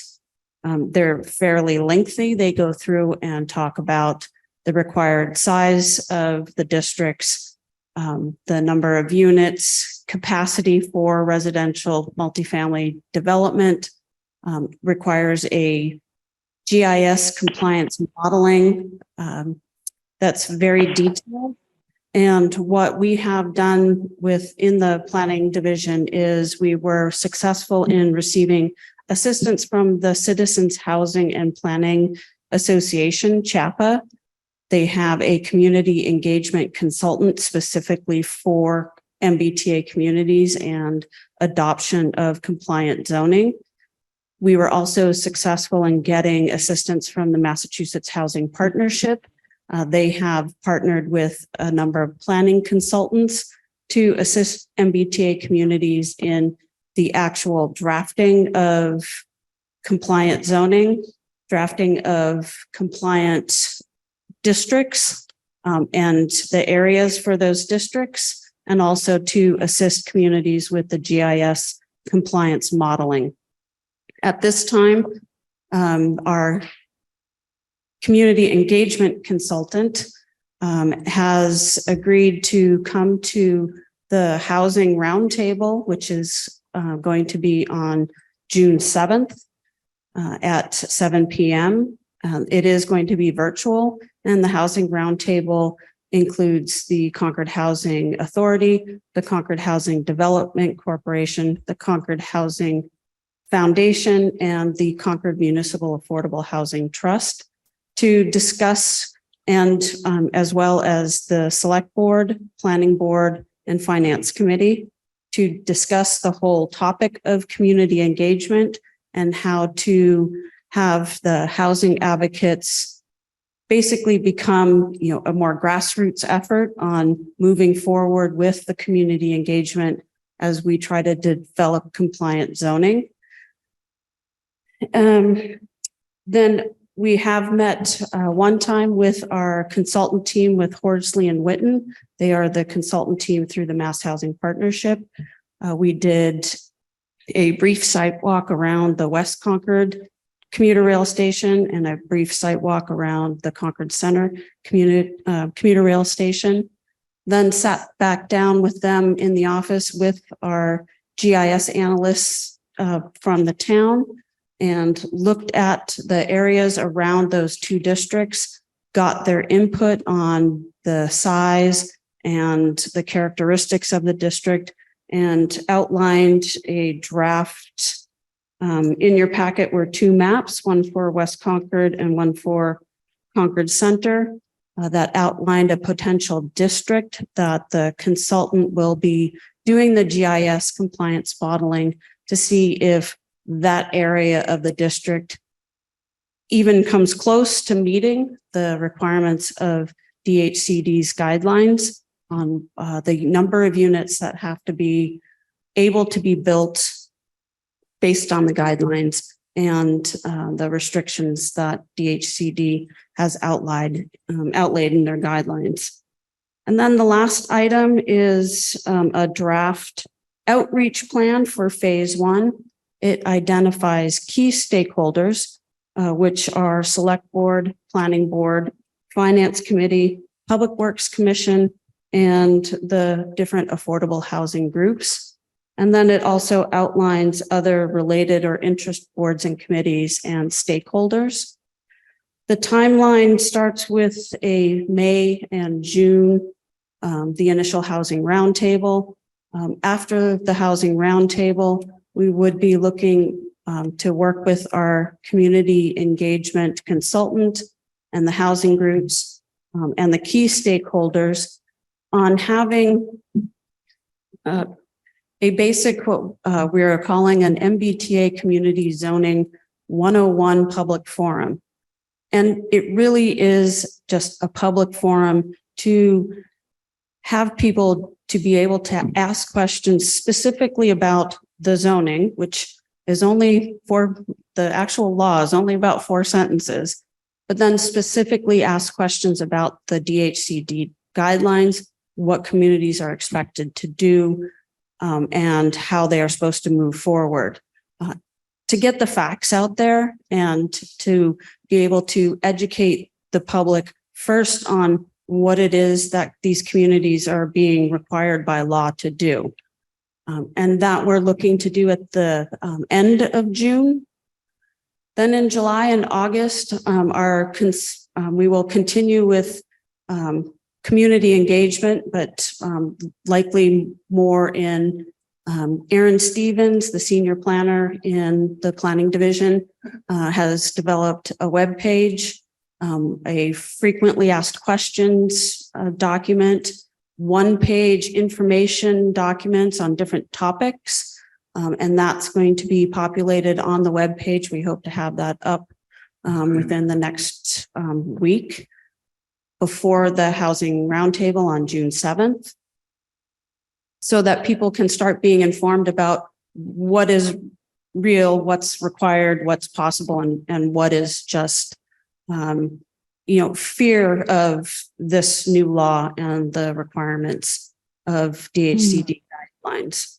And then in September, starting with a survey of just residents and visitors and people that come to the community, have public input sessions on an initial draft zoning that our consultants at Horsley and Witten will outline a basic outline for zoning, and then start to receive public input following the survey, and then keep building our website with information as questions come in, keep expanding our FAQ so that all of the right information is getting put out there. I did speak with both consultants about our town meeting timeline, with the warrant closing sometime in the beginning of January, and then annual town meeting being at the end of April. And they did feel that that timeline is doable with the robust public engagement and with the conversation continually happening. They felt that that was doable to get a warrant, an article on the warrant for annual town meeting. If additional public engagement needs to happen, then we would be looking at, and did not make a warrant article for annual town meeting, we would be looking at having to have a special town meeting. The law and DHCD guidelines require MBTA communities to have something adopted by the end of the year 2024. Thank you. Does the board have any questions or comments on this, Mary? I do. Thank you, Henry. First of all, thank you for getting ahead of this. I think it's important. What we learned when we did the throw was that get ahead of some of the misinformation. So I think your timing is great. I'm glad to see that you're doing this. I support this in principle because I think that as a community that's lucky enough to have 2 MBT stations, we should contribute to the state's housing problem. So to me, it's a housing issue, not an affordable housing issue. So I just want to be sure that we don't mix that up when we're talking to the community. Right. This isn't about affordable housing. It's about housing. Okay. But I do have some questions. So let me address that one. Yeah. So on within the DHCD guidelines, there is actually a limit on how much affordable housing you can require. You can go to 10%. You can go, I believe, up to 15%. But that does trigger an additional step, an economic feasibility analysis on whether within that community requiring that level of affordability would make a by right project basically uneconomic. Yep. So, and that's the limit. So we are talking about housing. That's right. And not just affordable housing. Okay, I have 2 questions. I think in the one pager that you sent us, you said something about using an overlay district. So this is something I think the comment was, if we use an overlay district, then the zoning underneath that still applies. And correct. I don't understand that. So right now, every inch of Concord is covered by one or another zoning district, whether it's Residence A, West Concord Village Business District, Industrial Park A. there's zoning for all those properties, and they specify what are permitted uses or accessory uses, dimensional requirements such as lot size, setbacks, building height. So that's your base zoning. Right. What an overlay district would do is on top of that base zoning, you would have this MBTA community zoning overlay that says these very specific parameters. You could have by right multifamily.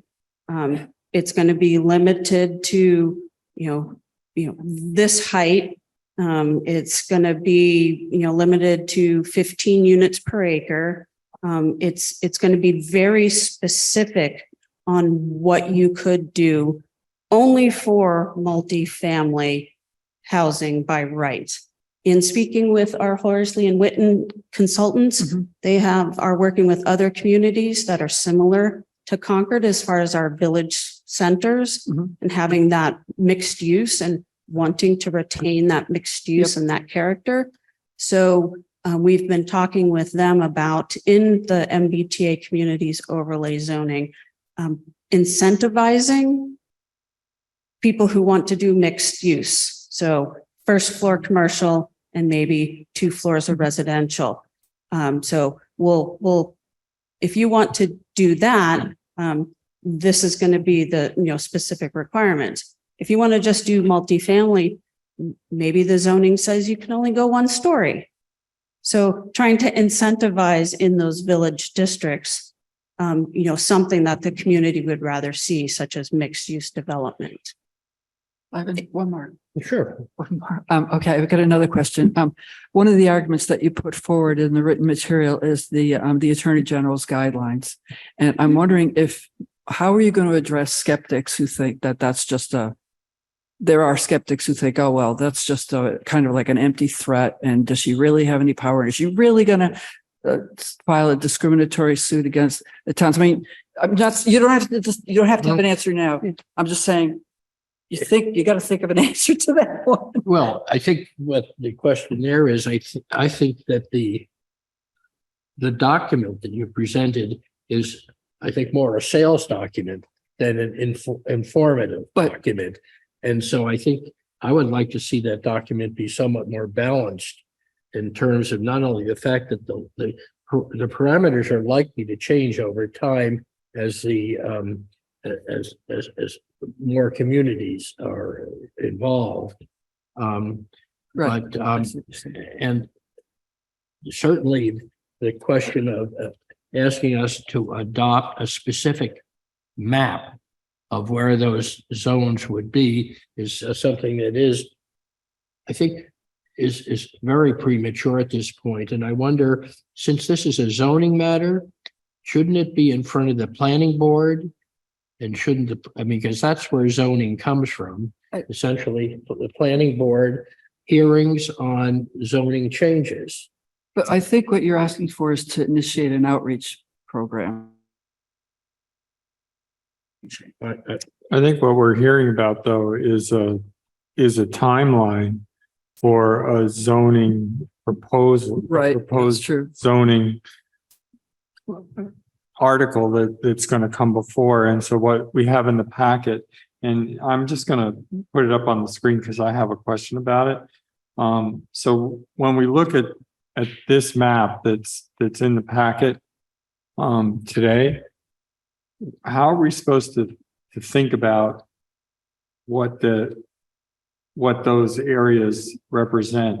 I saw that there's a legend on there, but just if you could kind of walk us and the public through the elements that are on that map, that would be very useful, I think. Sure. To start with the question and the comment, this will be going to the planning board tomorrow night for their input.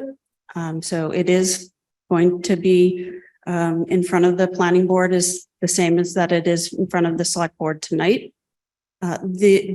We're not asking that the select board approve this draft map. We're asking for the select board's buy-in on the draft outreach plan and at least initial buy-in on the boundary of the overlay district so that our consultant can move forward with doing the GIS compliance modeling and all of the calculations that go into that. The district, at a minimum, has to be within a half-mile radius of the train station, which that's the dark purple circle on that map. The district cannot be smaller than 5 acres. The town must have a total of 50 acres within an MBTA district. So looking at less than 50 acres, the purple on this map is the current outline of the Thoreau Depot Business District. The abutting bright yellow is a residential, multifamily residential property currently on Thoreau Street that has the ability. This was a comment made by a resident during the Thoreau Depot Business District discussion about there is opportunity to do a little bit denser residential development. And then the yellow area at the top of the map encompasses 100 Main Street and some abutting land. Some of it is wetlands. That is the green areas and municipal land, state land cannot be included in your GIS compliance modeling. But the thought was that 100 Main Street could also be an area where the existing building could be multifamily if it were to be converted. And that yellow area represents at least 5 acres, the minimum required 5 acres. What's there now? What's on 100? 100 Main Street? Yeah, what is that? It's a, The old Rose Hawthorne.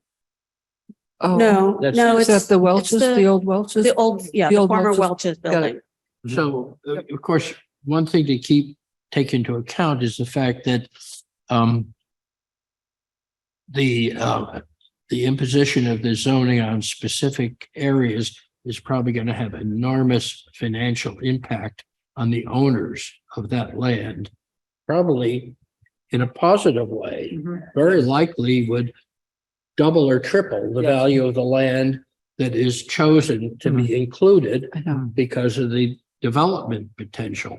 Yes. So it's a very kind of, it's going to be making those decisions is going to be, has to be very carefully considered because certain people who own certain land are going to be benefited by these decisions. And the irony of this is going to be that what you are trying to do is make reasonable housing that is reasonable in cost. And yet when this zoning is passed, the cost, the price of that land will be greatly enhanced, and therefore the cost of the potential housing will also be affected by that. Unfortunately, I don't think DHCD cares and the law doesn't speak to that. So, But it's something that has to be considered as to whether how effective this is going to be, and with some of the impact that it's going to have. And so I think we have to be really careful about how we choose the areas that are going to be subject to this this zoning, whether or not it's an overlay zone or whatever it may be. When we are trying to make this, trying to make this system work. I don't understand though. I mean, what you're saying is whatever we choose, you're going to increase the value of that property, right? And yes. So does that mean we shouldn't do it? But hypothetically, But for certain example, people will get benefits who are chosen. Yeah. Yeah. just Right, to yeah. understand what might be proposed, understanding this is what might be Yes. proposed. The overlay, if we went with the overlay district, would everything inside of that purple circle be subject to the overlay or just the yellow areas or some combination of the yellow and the purple area? What areas are we talking about? So currently the consultant team is just looking at the 2 yellow areas and the purple area to see if that district would even comply with the requirements of DHCD's guidelines. Along with the same with West Concord, the area that was, yes, so the area that is shown in yellow and in purple, they will be doing the GIS compliance modeling with those areas to see if the 2 areas combined even meets the maximum, the required capacity density, which is a little over 1,900 units. There has to be a capacity to build that many based on the zoning that gets proposed. Okay. Those areas may not be big enough, and the area may have to get bigger. Those areas may be too big and they could get smaller. Yeah, to be fair, the scale is very different on the two maps we just showed. So it's still a half-mile radius circle. The purple, yes. Yeah. But if you look under the highlighted yellow, all the area that is the hashed green cannot be included. It's either wetlands or state land or town land, like or the stream and rail trails on there. Those can't be included in the calculation capacity. Yeah, most of us would recognize that the prison is part of that. Because that goes right up to the rotary. Yep. Yeah, okay. So to be clear, what this law made, if this proceeds, it would enable that. But there's no guarantee that any of this would happen because it depends upon if someone could come in and do it and make money, right? Correct. So zoning is a tool that, gives options to allow something to happen. The actual construction of a project or development, the project proponent would still have to go through site plan review with the planning board, would still have to mitigate development impacts, whether that's traffic, noise, all lighting, all the other impacts that go along with a review of development proposal. And it would have to be economically attractive to them. Correct. Right. So has the planning board had any discussions on this yet? No. Other than being informed about the MBTA communities, no, this is the first that we're getting started along with the assistance from the 2 consultants.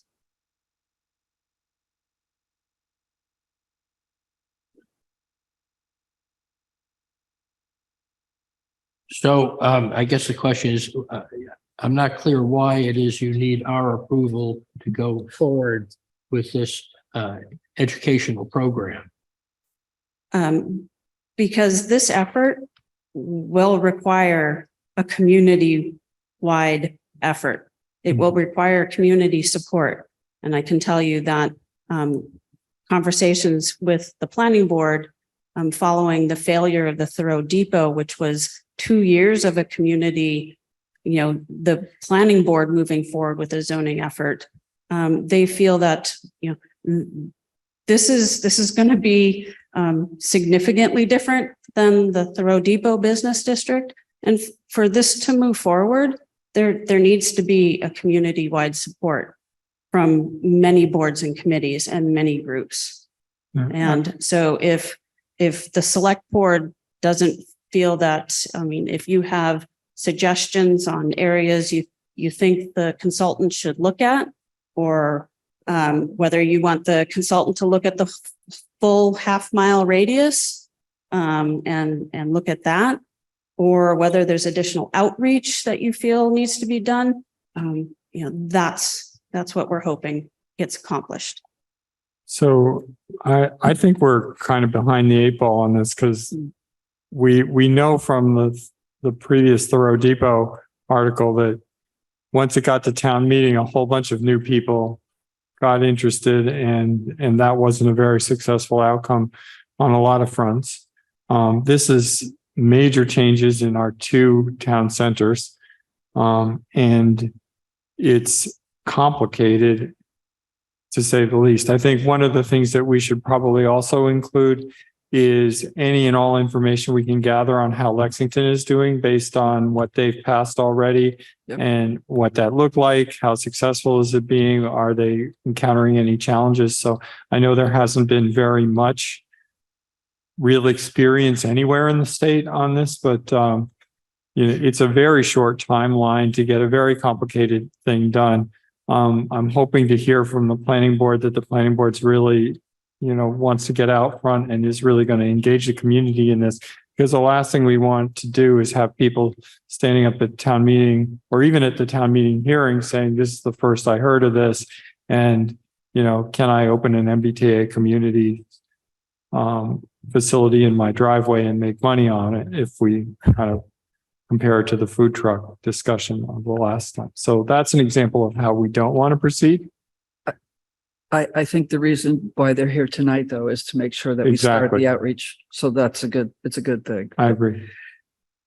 I have a quick question. Why, I looked at the map for West Concord and I looked at the map for Concord Village, and the map for West Concord is much more yellow, right?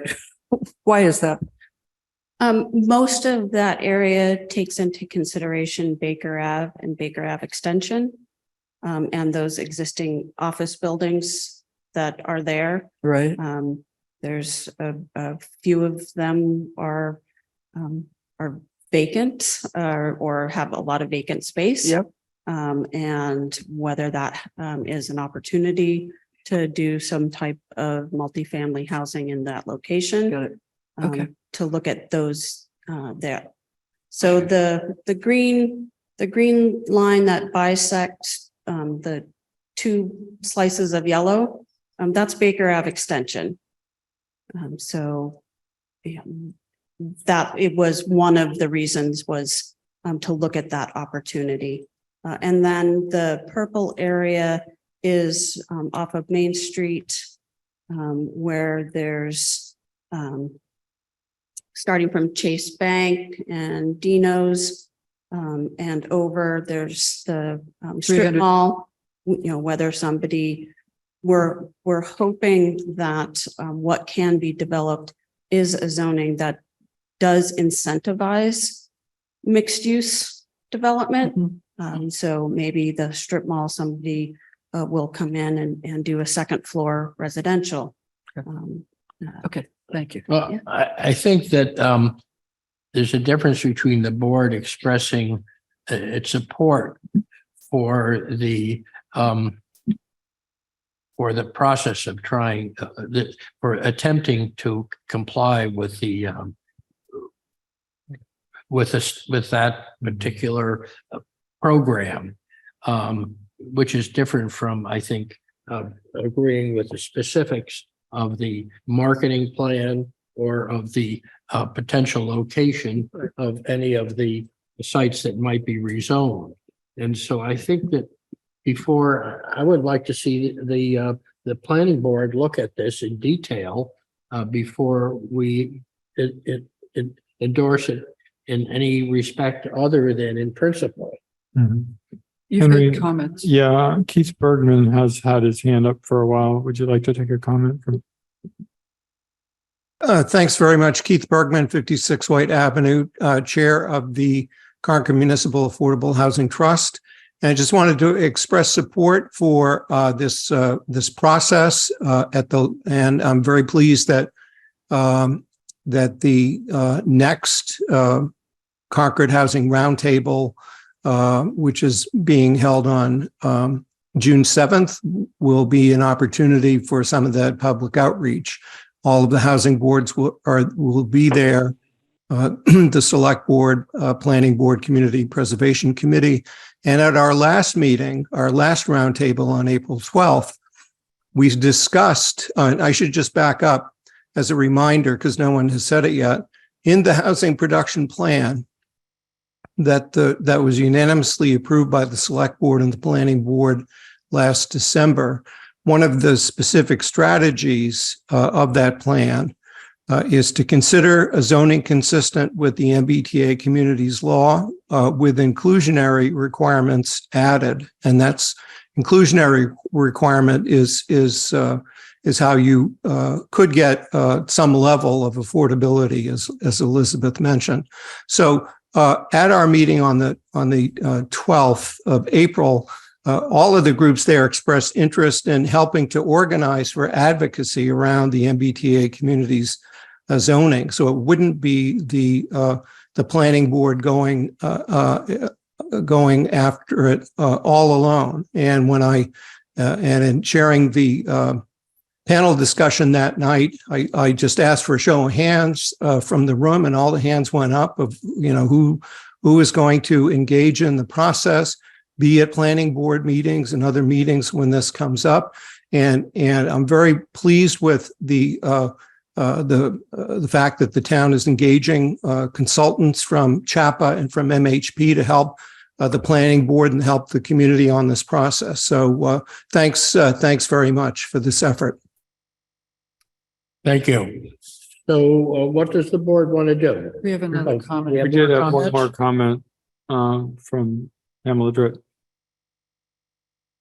It's just a quick question, Pamela Dritt, 13 Concord Green. I know there's a great deal of problems with the expansion of the sewer.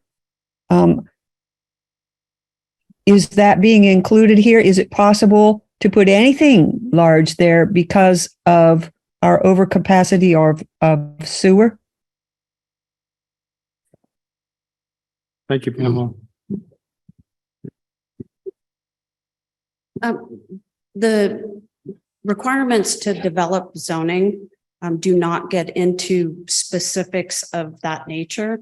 Again, any project that gets proposed would have to go through the same process as any other development, and they would have to show or get approval to be able to add additional flow to the town's infrastructure. I can tell you on a separate note, the town Public Works and the Planning Division are looking to ways to facilitate or look at other options to address sewer capacity, but that's not a specific item for zoning. If somebody were to propose something, it would be the same requirements. They would have to address the infrastructure, whether it's sewer or roads or any other infrastructure issue that a project in that specific location and the impacts that project would have. Okay, so thank you. All right. So is there any further discussion on this? No, I think what we're being asked to do tonight is I think the planning board the planning department came to the select board to get a sense from the select board. Do we support the outreach program? And do we support this draft? And the key word there is draft of a plan. So I think rather than us waiting for the planning board, I think they came to us first. And they're asking for some direction or some support from us to. Yes, I want to be very specific in regards to the map. This isn't right. It's not the map. This is a starting place for our consultant to the GIS compliance modeling that's required is very detailed, and it includes a lot of data and a lot of information. So you have to start somewhere. We can go back and tell the consultant team to start with the half-mile radius circle. We can start there, and they can do the compliance modeling, and the district can get smaller. But in our conversations with the consultant team and the neighborhoods and how the neighborhoods change in different boundaries and locations, all the way up Sudbury Road,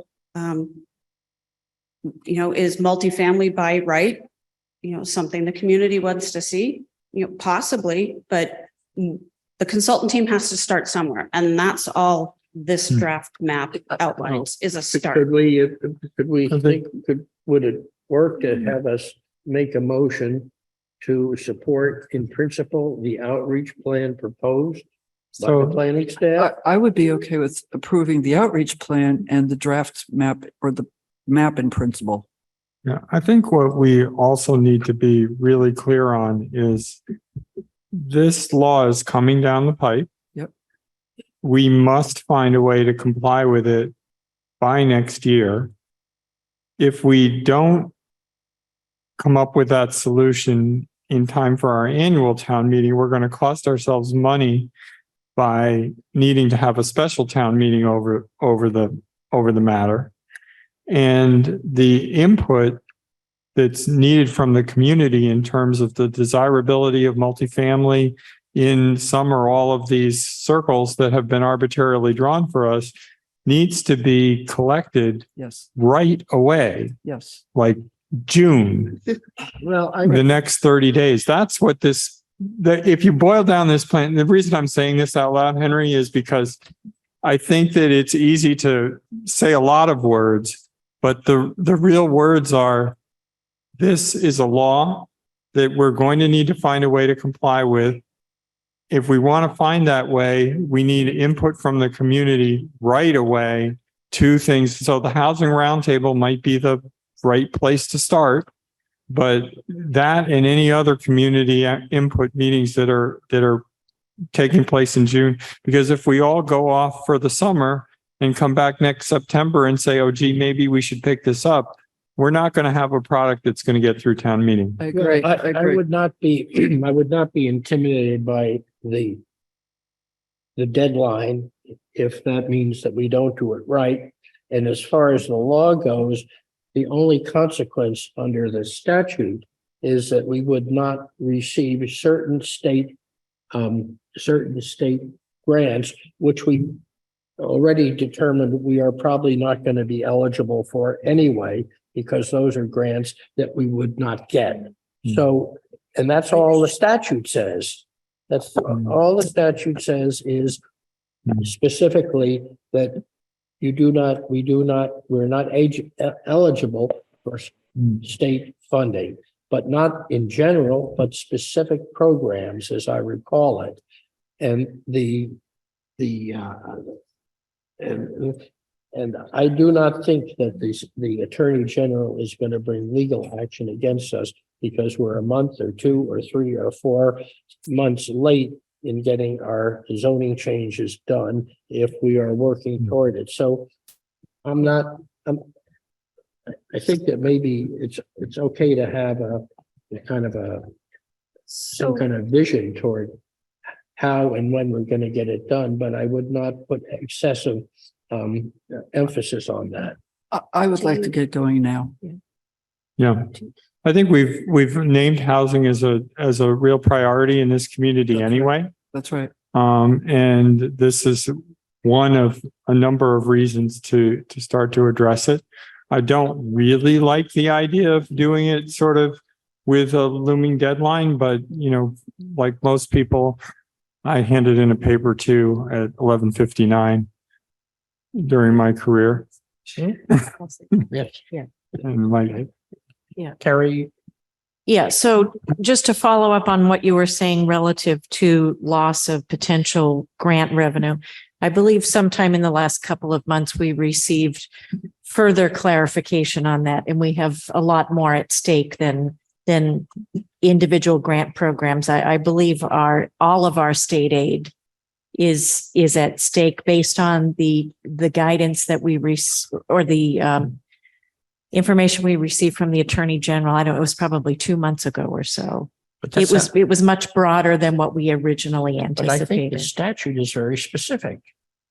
The statute is very specific. It lists the MassWorks program, the Local Capitals Projects Fund, which is fund through gambling receipts that is funneled through the legislature, and a portion of that goes to all of the, I believe it's 81 housing authorities, of which as hard as I have tried numerous avenues, nobody has been able to tell me exactly what that proportional amount is. but it's estimated somewhere between $30,000 and $50,000 a year is the current guess.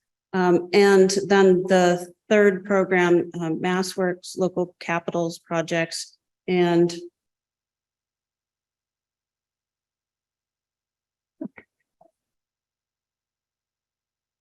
all of the housing funding through the state, which they have lumped now into one program. So all of the housing funds through the state are now going to be at jeopardy, and anything that's going through DHCD, their guidelines specifically say they will use compliance with the MBTA communities requirement in their decision-making process. When we speak to the MassWorks program, the question regarding the infrastructure of the wastewater treatment facility, any improvements on our water treatment facility, any improvements to any of the roadways or intersection designs or reconstructions. Concord is definitely eligible for MassWorks. I don't believe the town has applied for any. Doesn't mean that we won't.